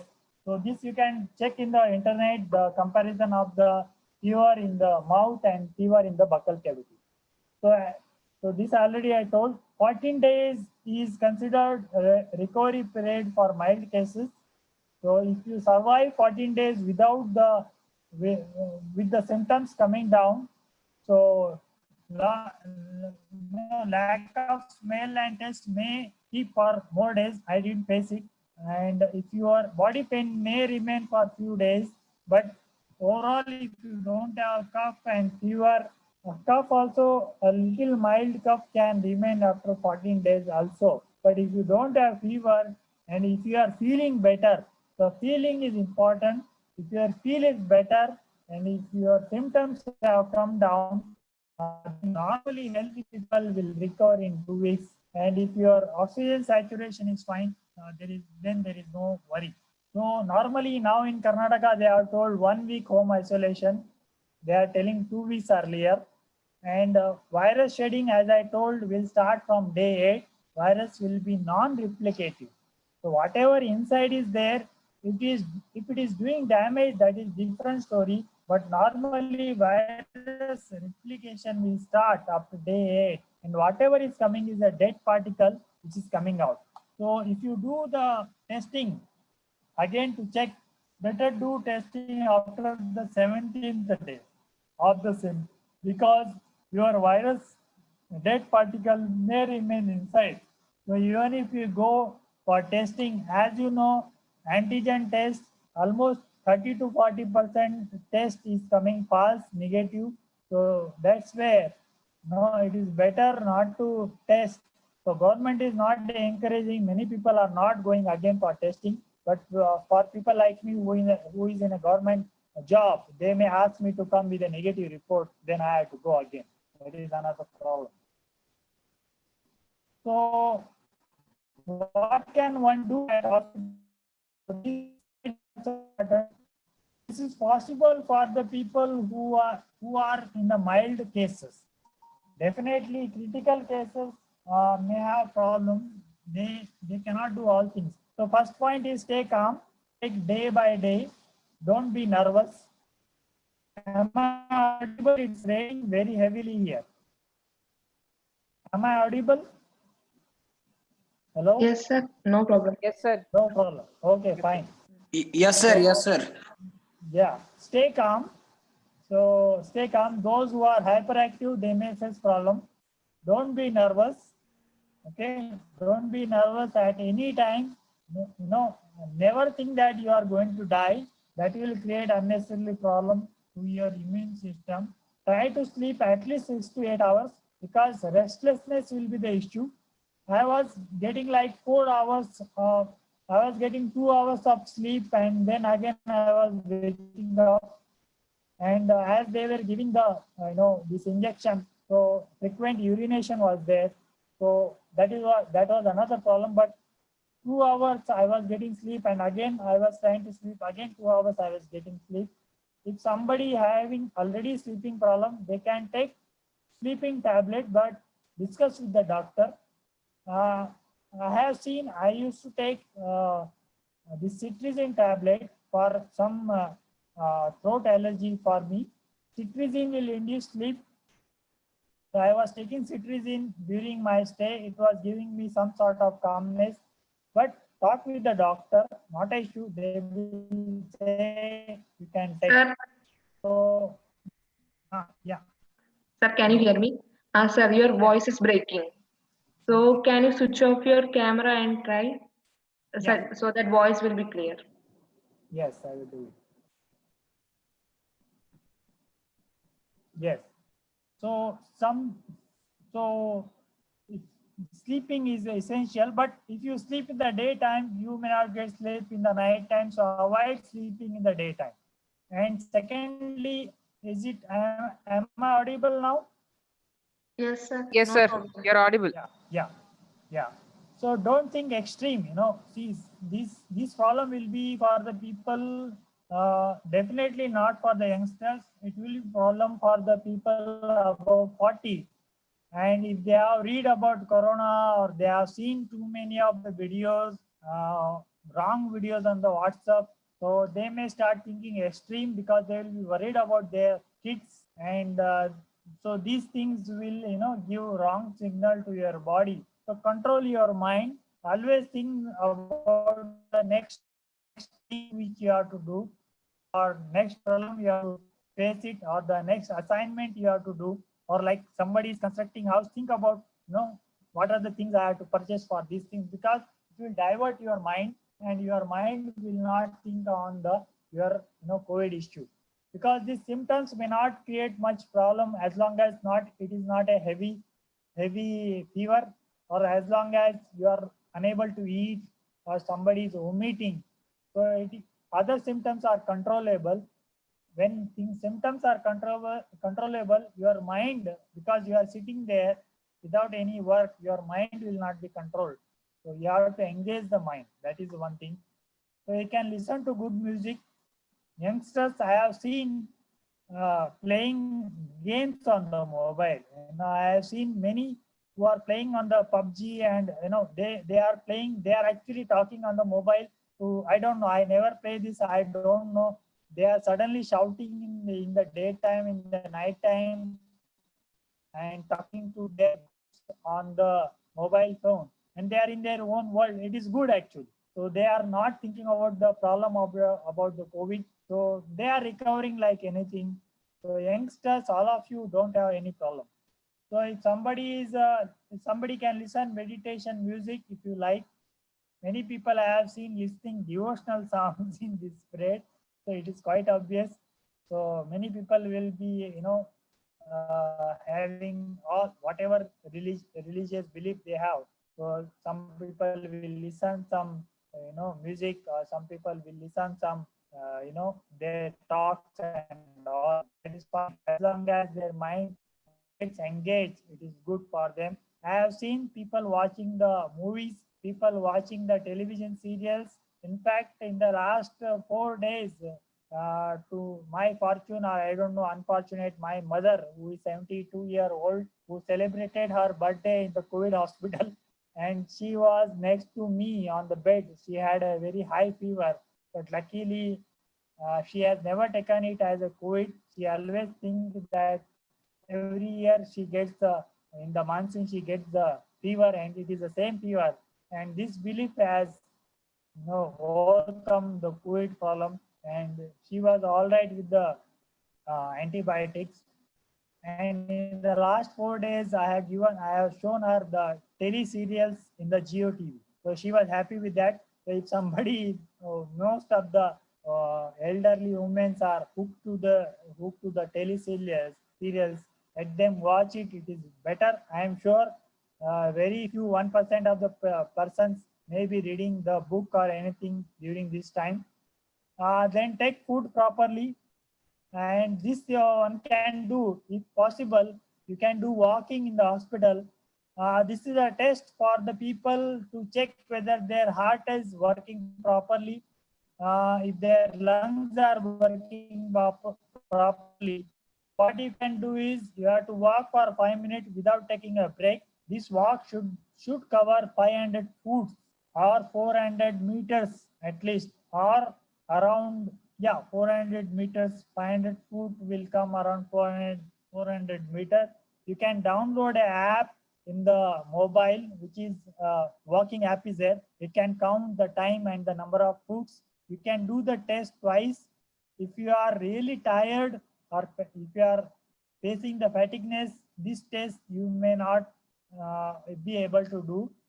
But it is not necessary if you are unable to walk for 2 minutes that you have real, but that means you have some problem. Not necessarily breathing, you are very tired. This is happens with many of the fat people, and they cannot walk for 2 minutes also. This will happen during these 14 days. So you can do breathing exercises twice a day for 10 minutes. So you can do deep breathing exercises. You can do pranayam and other things, but don't stretch too much your body for this. Breathing exercises there are in the YouTube. You can look through it.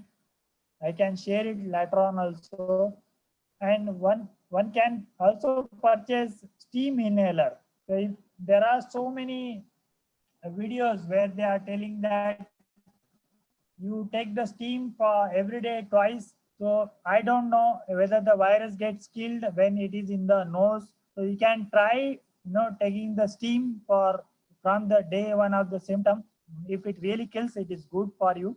But I have taken steam inhaler and I have taken it. Actually, I use for other people also. Basically, my thought was it will, particularly I was, concerned about the lung. If there is a cough in the lung, steam inhaling to the chest, to the steam inhaling can be beneficial for any problem with the cough. So that's where I use the steam inhaler. You can get it. It will cost around 500 rupees. And then drink warm water at least 2 liters a day. And this warm water drinking should be by sip wise. Don't go on drinking continuously. Drink it like a sip. And this is required because you may perspire a lot. There may be lack of you may face dehydration, and if you have been given antibiotics, then also antibiotics will lead to diarrhea, sort of diarrhea. Then also you have to take ORS. You can ask to the nurse. They can provide you ORS. You can prepare the ORS solution. Then your diarrheal problem will be solved. Sorry. If you are fine and not having fatigue, talk to your neighbor. No problem. They will ask you to wear the mask every until your period. That is required because you may get secondary infection also. So wear the mask. Purchase some 5-6 masks because some hospitals they don't have much stock of the mask. Normally they will give you mask every day, and they will give you one pair of latex what is that, gloves. But most of the people don't wear it because obviously you are eating and all. It is not possible, and already you got the virus. So talk to your neighbor. Try to relieve distress. If you are fine, you try to relieve distress of others if he is willing. So that is also important. If he is in trouble, you are trying to talk unnecessarily. This is what I have seen. Some people, and I have my experience when in a big hall, some person unnecessarily disturbing other person, then we have to complain. And some person is getting hyperactive and he is constantly talking on the phone. He is calling to the ministers and getting upset and angry. Then I have to talk to him and try to calm him down that you don't have symptom, why are you worrying?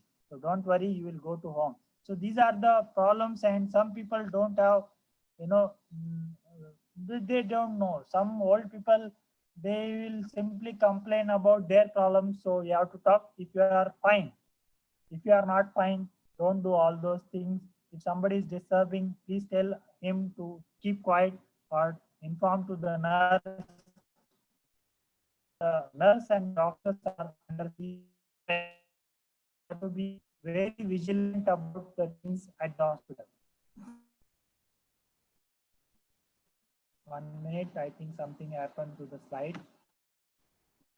Okay, so I think one or two slides are more.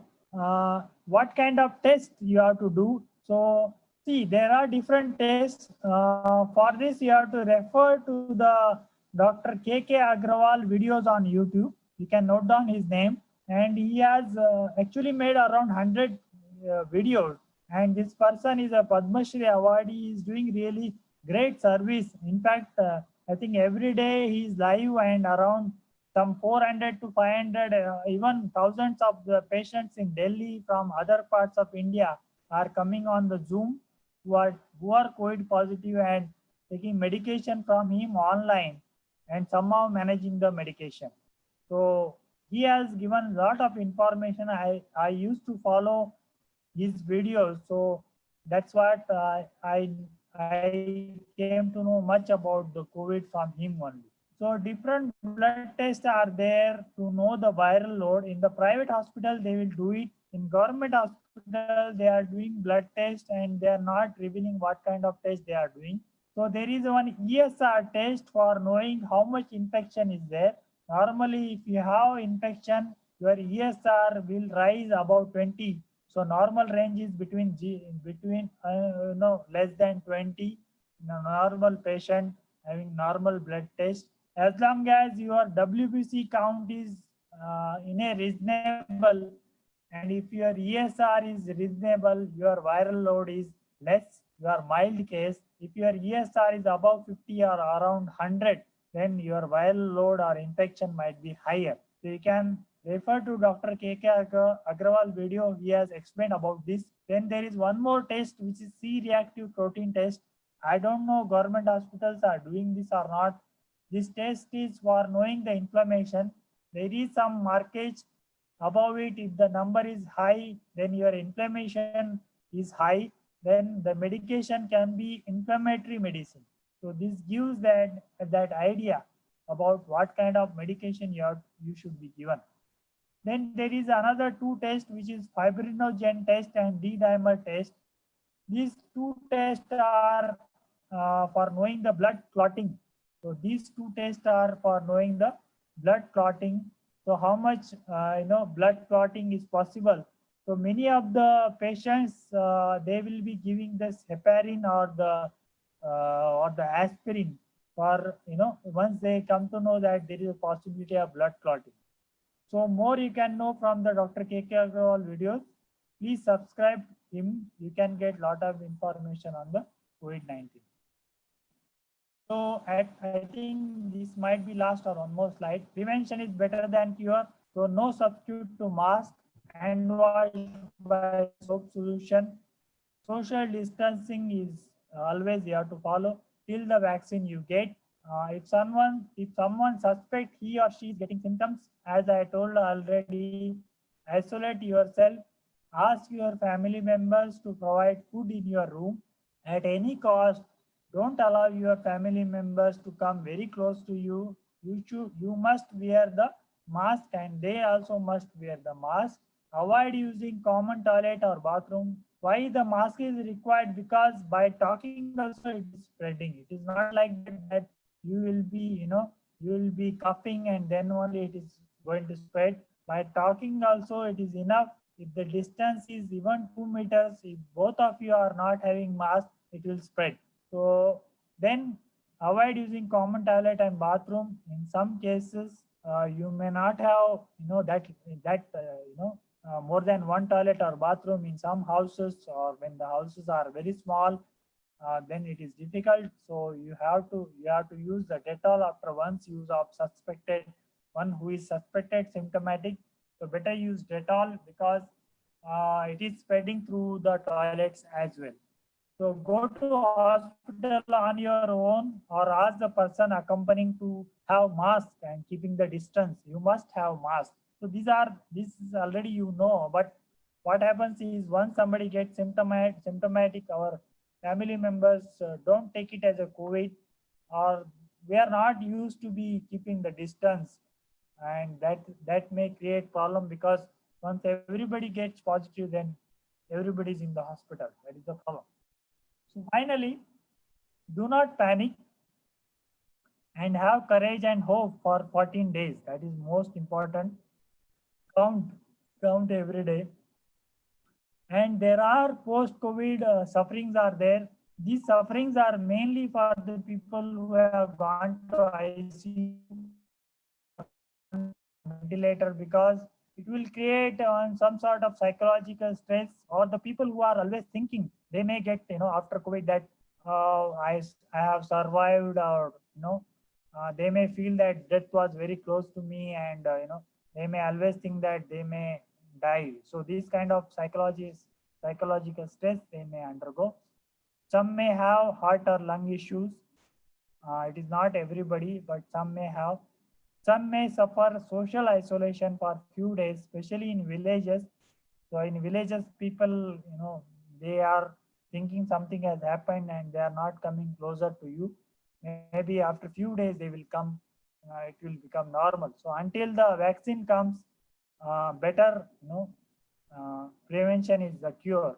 So better avoid this because it may create some sort of trauma. But do not panic. At least youngsters should not panic and fight with the COVID with the courage, and you will overcome. Everybody has the antibodies, and once you get, if you overcome, there is one doctor who is putting in Karnataka regularly videos. In fact, he is telling that you get exposed and overcome the fear. I don't know how much it can be recommended. That doctor himself is telling that I'm treating the people without the mask, and I have exposed myself and nothing has happened. There are many different stories. You will hear that it's a scam, or you may hear that people are I don't want to talk about those things because I don't have much evidence about it. Finally, I am thankful to all of you. I just wanted all my students to know about it. Even if people who are not my students or others also, if they know, it is good. Basically, I want you to know, and I want you to educate or make your parents and your grandparents not to worry about it. If they have even comorbidities also, ask them not to worry. If they don't think too much on this, then they can win over it. And even I have seen many people having diabetes and hypertension issues. They didn't face this breathing issue, and in fact, even if you get the breathing issue, it may be for 2 days, and if it, as long as it is outside ICU, you are safe only. Even in the ICU also, you are safe as long as your lungs starts keeping the saturation level to the normal. So don't worry, there is a hope, and if you get COVID and if you win over, then you may feel that now you can go out with less precaution, but not necessarily you have to keep the precaution because we don't know about how long the antibodies remain in this. Secondly, but the body remembers the virus, and it will always generate the antibodies in order to protect you. So that much information I have. I'm thankful to all of you, particularly Achupal and Anuvinda and Mahesh and Raghavendra for putting the efforts. And if you have any queries, I'm here to answer. Thank Dr. you. Harish, I have few queries. Oh, Dr. Hanvegoda, nice to hear your voice, Dr. Gaur. How are you? How are you, Harish? Yeah. Happy to listen your voice, though.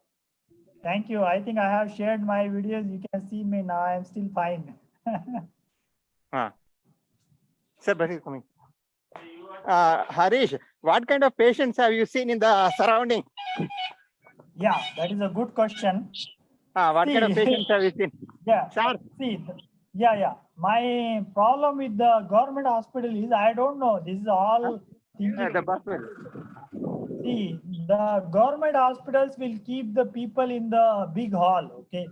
So I don't know how far it is good. But once everybody got the virus, so they don't think that they will get more viral load.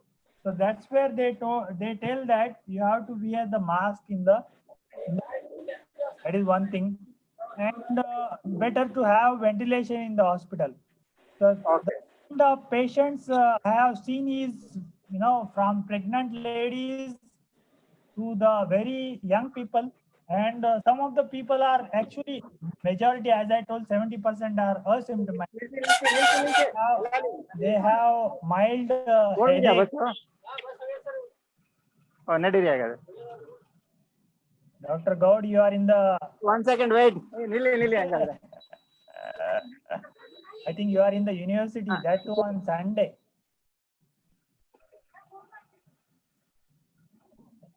Harish, hello. Are you in the university? I am in the university only. See, did What you find batch any grade? relations between viral load and the patient conditions?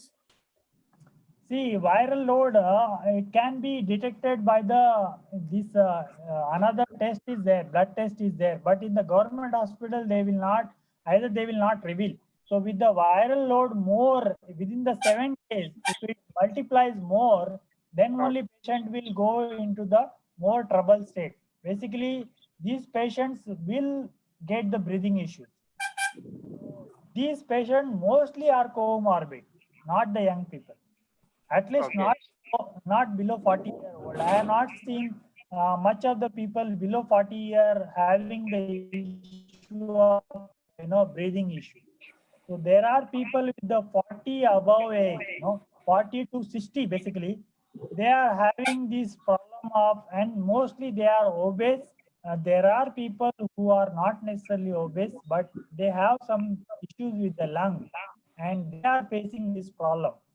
So, but if the viral load and your body starts, if your immune response starts, then this breathing issue may come down.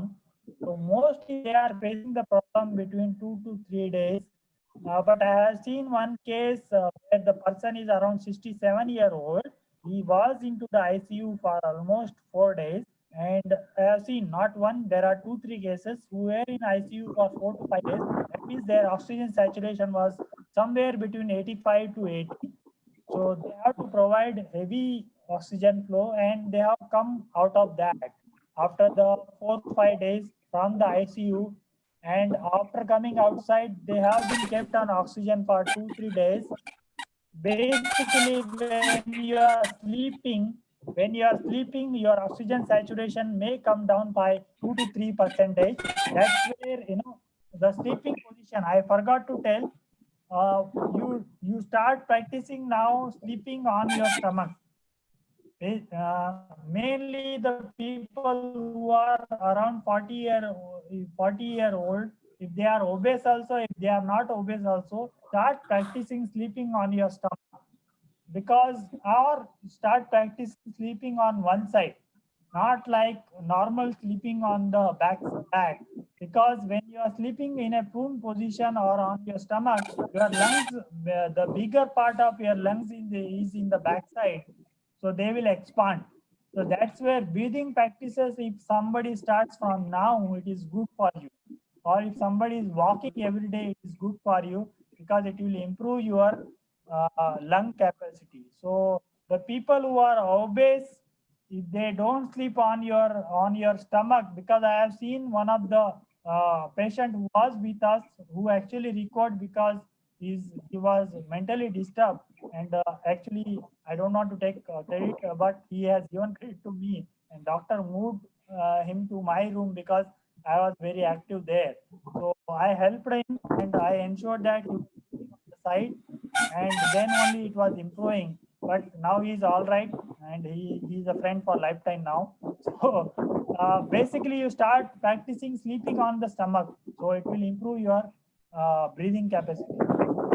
People normally who are going to ICU are obese or comorbid and above 50-year-old. So that is the that I can tell looking at the hospital. Any other question, Dr. Gaud? I hope I answered very. I think he is hurrying to Thank the you, Harish. bus. Thank you. Yeah. See you back on CUK sometime. Yes. Anybody has any question? Yes, sir. Hello, sir. I have one Yes. query, sir. Yeah, Sumit. Sir, actually means I had dengue, means NS1 virus dengue in last means 8 years ago in 2012. So I just want to know means how different is this means from other viral diseases in like that in every day I had the monitoring in the hospital. I was hospitalized, and every day I had the monitoring of NS1 virus. Means they were eating the platelets. Means the platelet count they were taking. So in case good. of in case of COVID, what is the principal test to means check whether the infection, how long it has gone, or means what is the principal test they are doing both in private or government hospital? In case what you found. See, that's what I told. In the government hospital, they are not telling what they are, testing, the blood test. Okay, Even okay. more also, somehow they have more load. Because I can Okay. tell, this in my district, this in the taluka place, it is a hospital, and the number of doctors are like only 3 to 4 doctors are there, and doctor will be the daytime, and other doctors are shifting in the night. They are more worried about the ICU, and they are still following the protocol. They have to only clinically diagnose, looking at the blood test and the X-ray, and you can understand if there are like 100 plus patients and only 3 doctors, it is heavy load on them, and you cannot constantly call them. Basically, they don't give phone number. I talked, and they understand I am a faculty and I know. So one of the doctor gave me number. Then even they will give the counter number there. You can call and ask, talk to doctor. But unless not many people will do. People will be worried about because they don't understand. They will be worried like who are asymptomatic. Why you are keeping me? I want to go home. Like this kind of reactions people are more about. Coming back to your test, so in case of dengue, platelet goes down. Yes, okay sir. so platelet, anything going less than 50,000 or 20,000 is a worry factor in case of dengue. Then they give the supportive care measures, and they may give you fluids and different measures how they will treat the dengue. In case of COVID also, I have seen my blood test when I have done it outside before going to government hospital testing positive. I had a fever. I went to private hospital. I had fever for 3 days, so I took blood test twice. So first day my RBC and the WBC count was within the limit, and I have seen the lymphocyte count is better.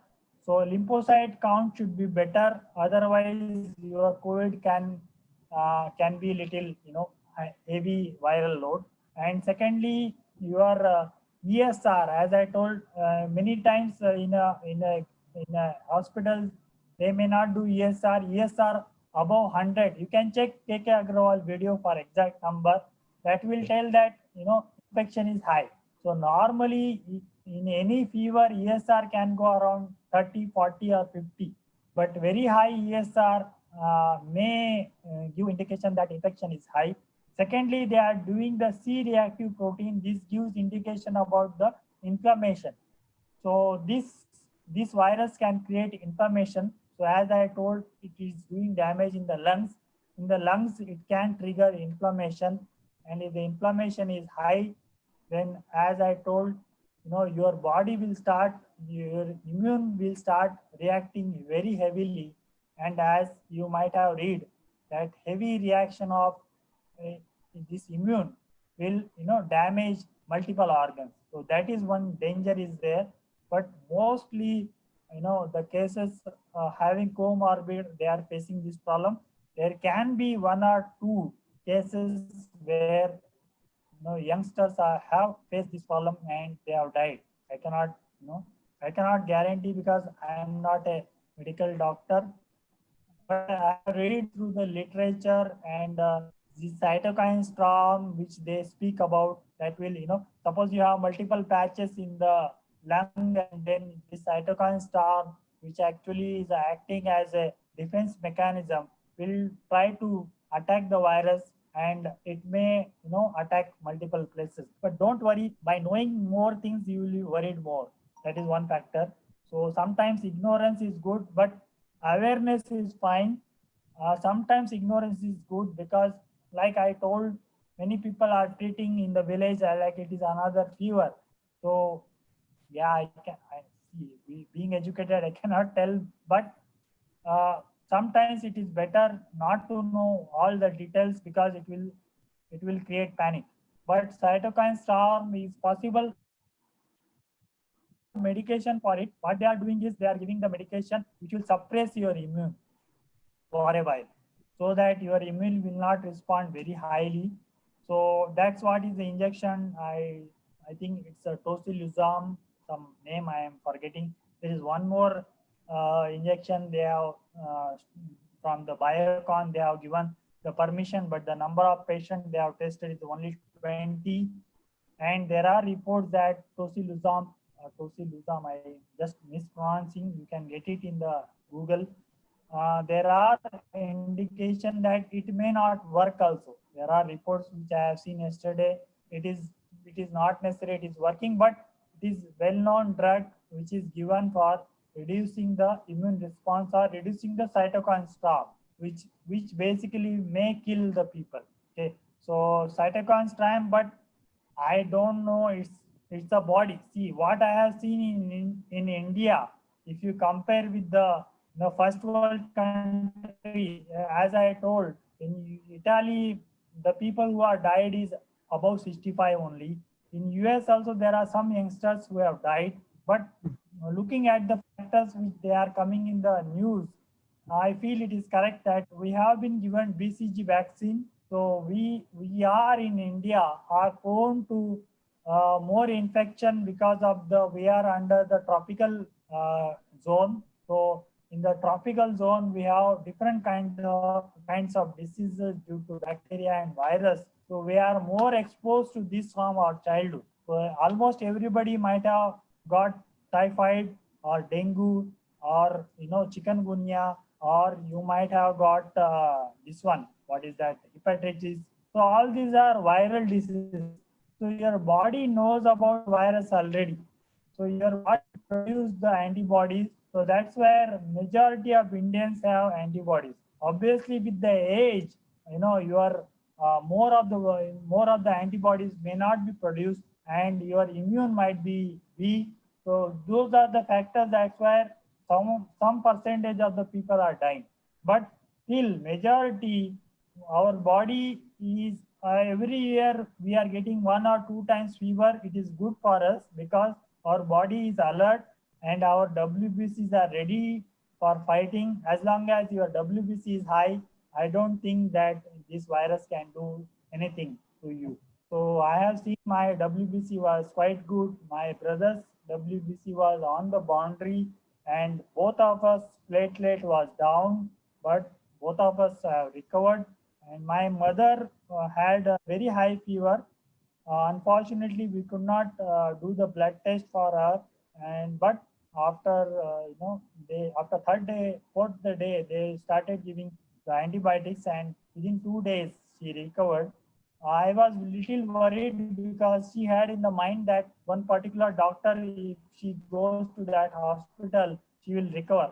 Fortunately, with this COVID, that has changed now. I told don't keep in the mind. I am telling to general audience also, don't keep in the mind that if I go to this doctor, then only I will get recovered, because that will make your psychology go in that direction that if I don't go to this doctor, I will not get well.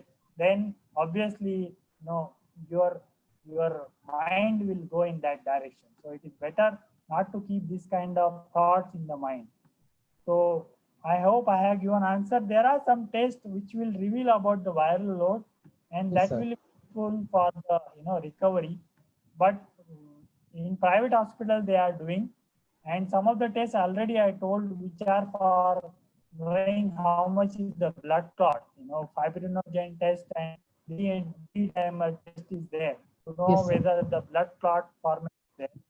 So by that way also they can reduce the this one, or they can give you the medication. But normally in India they are giving the medication to the patient. Those who are having BP or diabetes, they are giving everyday injection of heparin, low molecular weight heparin, so that they are safe. So this much information I have. I have Okay, not sir. seen they do in ICU. Fortunately, I didn't go there. No, sir. Yeah. It's fine, sir. Yeah. Yeah, thank you, Yeah. sir. Yeah. Anybody has any other questions? Hello. Yeah. Uh, Hello. Yeah, Akansha, tell me. Hello. I am audible. Akansha, you are mute. Yeah. Sir, I'm first of all, sir, I'm very happy to see you finally and hear your voice. This was very informative presentation, sir, Yeah. and thank you, thank Yeah, you for yeah. coming back from the hospital, sir. It's okay. You will get PhD. Don't worry. Sir, not for this reason, but everybody It's here. okay. It's Uh, okay. It's okay. It's okay. It's okay. sir, Thank you. Thank you. Yeah. Sir, my question is regarding like two, three small questions are there. So you mentioned that they are not providing full report on the blood test reports or full information is not being provided. So were you able to get the information on the type of like which type of the virus was like infected you or anyone in your family? Means I heard that I am not fully sure, but yes, there are certain types of around 9 types of viruses are there. 9 types of coronaviruses are there, and among them we are saying ki, like you mentioned that, sir, they are doing CRP test and all. So were you able to identify the type information on the type of virus which infected? Second, sir, you mentioned that during the treatment they gave steroids, which means, sir, we know that steroids somewhere compromises with the immunity. Now that you are discharged, so after quarantine period you will be exposed again. So how that may impact the health and the immunity response? These two questions that I have. Okay, good questions. See, first of all, that's what I told. If I would have joined a private hospital, this information I might have got because, in fact, I was in touch with my cousin who is a cardiologist in US. So he was asking me whether this test I have done. I told I am in government hospital. I don't know whether I can get this test done. But as I have seen, they normally with some lymphocyte count and this ESR they are doing. I don't know whether they are doing EPR, this C-reactive protein test or not. So even if I asked, they told that we are doing certain blood test as long as the blood tests are normal, we are not bothered and we are sending it to the government agency. And for the patient who are in ICU, they are doing blood test every day. So I don't know, means due to mild case, I have seen the discharge summary, they are not mentioned anything. They have mentioned few points in that, but they are not mentioning what kind of different blood tests are there. Like CRP protein I told. Then there are some tests, I don't know, I have to check my cousin's message, that can be done to know the viral load. And about the which virus it is or which strain it is, I don't know, because when they have tested, they have done the rapid antigen test. And the rapid antigen test, if it comes positive, because they have taken only swab from my nose and my brother's nose, and what is their protocol is in the rapid antigen test, if one swab comes positive, then you are positive. Okay, so that means you are infected with COVID. And Yes.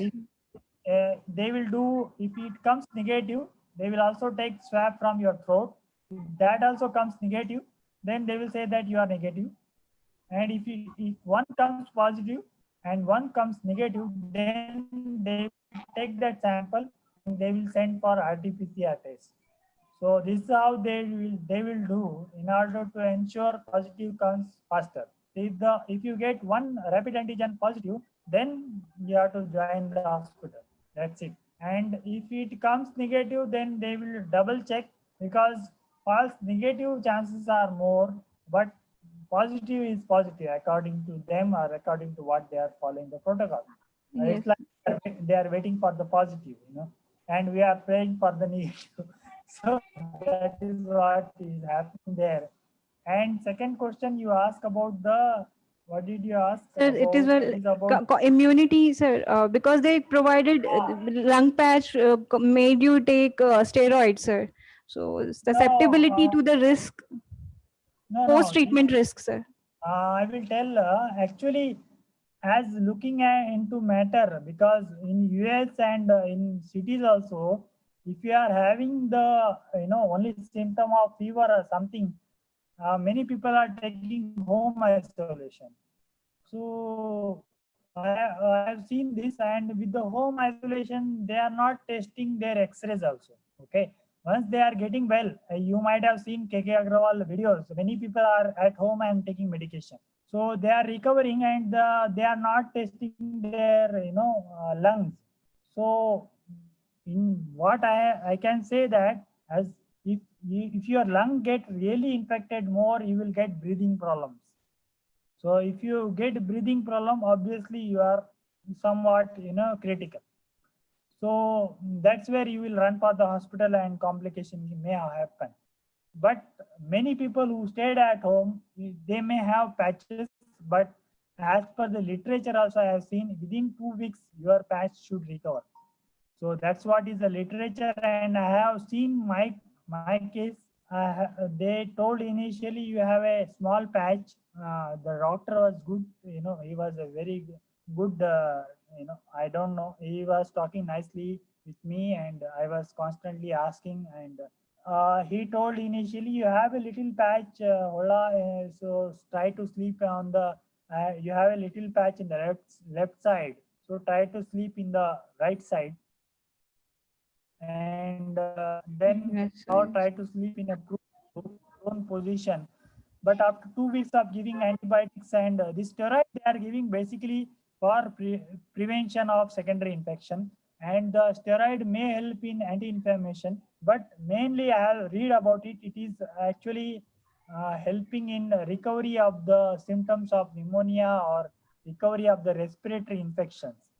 So another side effect may be you may get more, appetite may increase due to steroid. Some people may feel high due to steroid, but not necessarily everybody. I have seen my appetite was suddenly increased. I was eating, and sometimes after, because my fever never gone to 101.6 or 7. It has come down with doxycycline, but I have taken one more dose of azithromycin also, because my case and my brother's fever was high.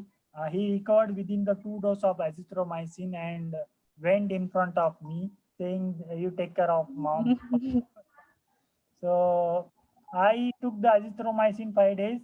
Then still my fever was around 99.5 in the late in the evening, and then it was coming to 99.1 with the paracetamol, and then I inquired with my cousin. Then he told, "You are unnecessarily worrying. You stop taking paracetamol and see the result." And within 1 day, my temperature came to 98.8, and I realized the body was fighting with the infection. And I was taking some protein, and I was taking some eggs every day, 2 eggs, boiled eggs I was taking. So it was creating heat maybe. So sometimes we don't know our body how is it is, and I don't think this 5 to 7 days of steroid will create any problem, because you are taking still rest for 2 weeks, and I have seen my CT scan afterwards, and it has come normal. So I don't think issue. I have read in the Times of India also that people are coming in the cities to the hospital back again due to lung issues and heart issues. These people are mainly, I have read also the reports outside, these people are mainly who have gone to ICU and having taken or gone to ventilator stage and have taken more oxygen. These are the people who will have problem with the lungs in future. This much I know, and my cousin told, don't do any test. Simply, if you are feeling normal, behave normally. Don't think too much about what happened or what kind of test. and nothing will happen. You will be all right. He's a cardiologist, so I have to trust him. And even though I told I will not do the test, but I did the CT scan and it was normal. So it is fine. And in my mother's case, there was a haziness in the right side in the CT scan, but Yes, sir. we have taken antibiotics for 3 days outside. We have taken better quality antibiotics outside, the doctor given in writing. And then within 1 week, she's all right. She's almost now working in the kitchen, even though we are stopping her, but she is all right when she is feeling normal. Better the person, if he or she is feeling normal, let them be normal. Don't complicate, because that will create problem on their psychology. So don't make them patient for lifelong. So don't take it as a youngster. Also, I am telling you, don't take it too much into your head. Then it will complicate. You will constantly think that whether my heartbeat is abnormal, whether I will get heart attack. All these things will come in your mind. You start focusing too much on that. So better think that I am normal, I am recovered. So that will, that will improve your thought. So, Will recover. so sir, you are still on medications? Like there are any No. continuity? Or... No. They have given for 5 days vitamin C Yes, sir. and zinc combination. It is over, and I am not taking any medication. I am taking aspirin on my own for 1 month, one tablet of 75 mg. Yes, sir. For my mother also, I am giving aspirin for one time, in order to, any blood clotting issue should not be there. Because in my blood test there was, in the one of the blood tests there was thromboregulation. That's why they recommended me to take the aspirin, and so I'm taking it for 1 month. Even I have seen Dr. KK Agrawal's video. He has recommended to take 1 month. So one time 75 mg should not be a problem. Sir, is it related to the infection, the coagulation of the blood, or the thickening of the blood? That is happening in cases of the people who are comorbid, particularly people having heart issues, and they are facing this problem that their blood, that's why there are some reports where people were infected or something, and after a few days suddenly they have a heart attack. So these are mainly issues with the people who are having compromised these heart issues. So on a precautionary note, there is nothing harm to take it aspirin for a few days. So one last query, like, are there any certain set of instructions they are providing during the discharge? Not really. They are just asking you to be, remain isolated. If you got any further symptoms, you can come back to the hospital. And in some cases where there are some, their medications are varying to some people. The doctor has given to one of the patient prednisone while going, and he has again given HCQ. I don't know.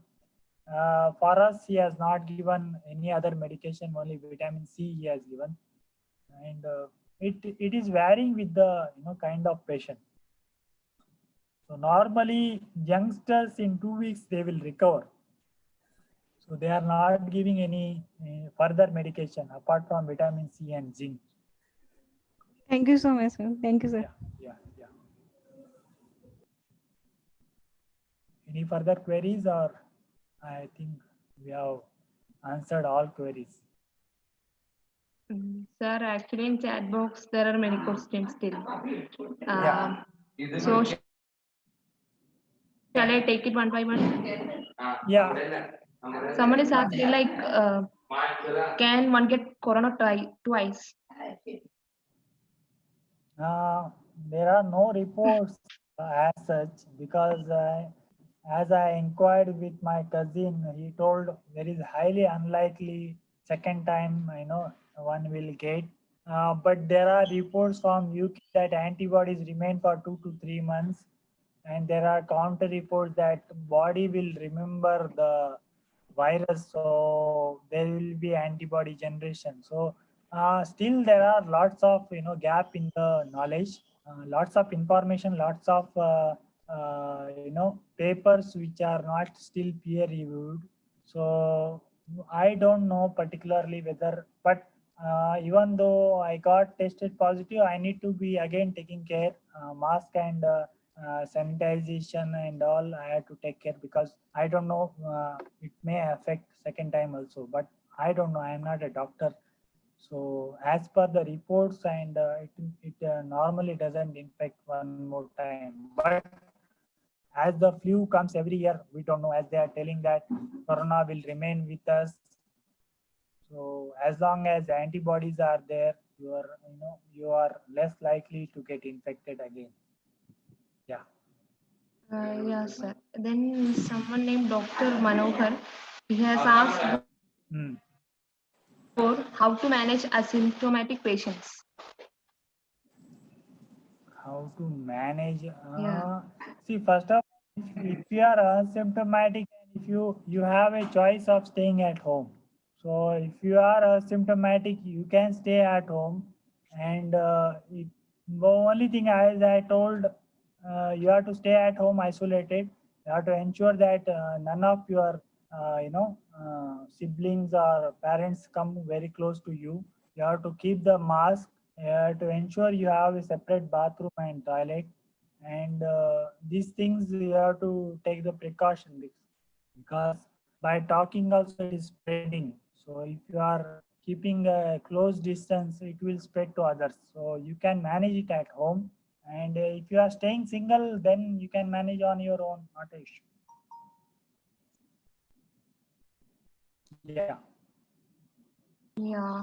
Sir, one person have asked he have asked like an opinion from a doctor. I don't know whether it will be relevant to ask here.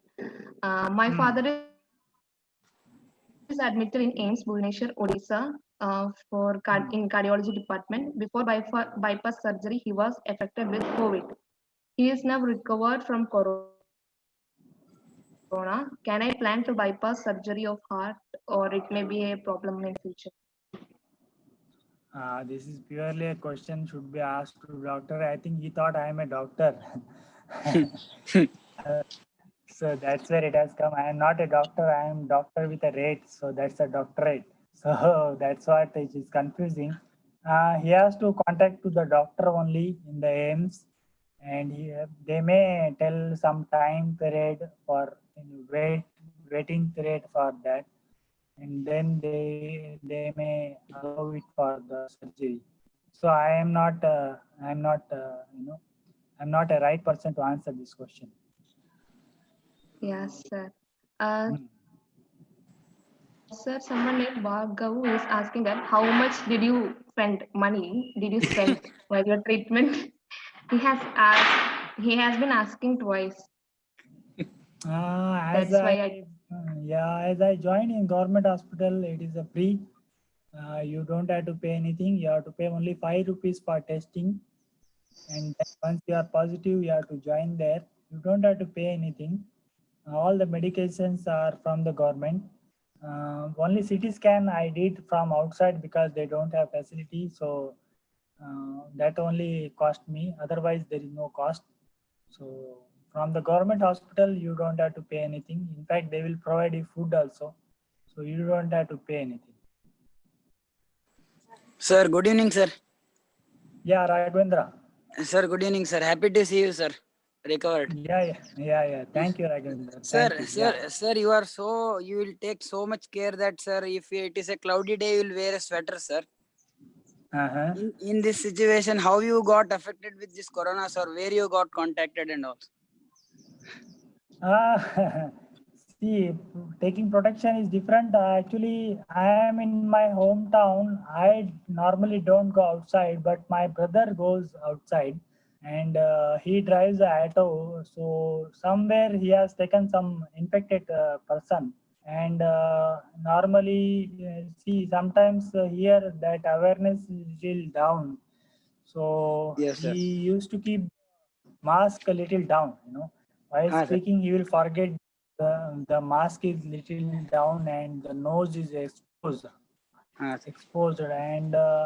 his profession, he cannot avoid. It is many people after lockdown is open, due to their profession, it is very difficult to manage, and nobody, see, if you test positive, you have to go from one place to another. Do you tell the auto driver that you are positive? No, sir. No, nobody He will not informs me. tell. Yes, sir. Nobody will tell. Yes, And sir. he has to take care of himself because he has to live with his profession. So Yes, sir. lifelong one sit at home. One can sit at home who has a proper job, and that option is there. But not everybody. Yeah. Actually, many people are frustrated because they don't have job, and they are not worried about corona. They are worried about their lack of job, or no money, or That's sure, sir. hunger. That's yes. That is the problem. Yes, sir. And what about the stigma you have experienced after getting tested, sir, in your locality and all, sir? How people saw you, sir? No, as such, not an issue, because in the villages, the kind of village I am here, in that I have only 5-6 homes, and normally we don't depend on each other. So they come sometimes for some discussion, but after they have sealed down for 14 days or 15 days, they have removed it. Now slowly people are coming, and they are okay, because almost everybody here and there are getting. So it's not a issue. It's not a issue. Thank you, sir. Thank you, sir. Yeah. Sir, I think so almost. Yeah, it is better. The people Everything's who have over. asked question in the chatting, they have already left, so forget it. Yeah, many of them left. Yeah, so no problem. It was a fruitful session for me. I was able to inform you people. So hopefully you will take care in future. Thank you.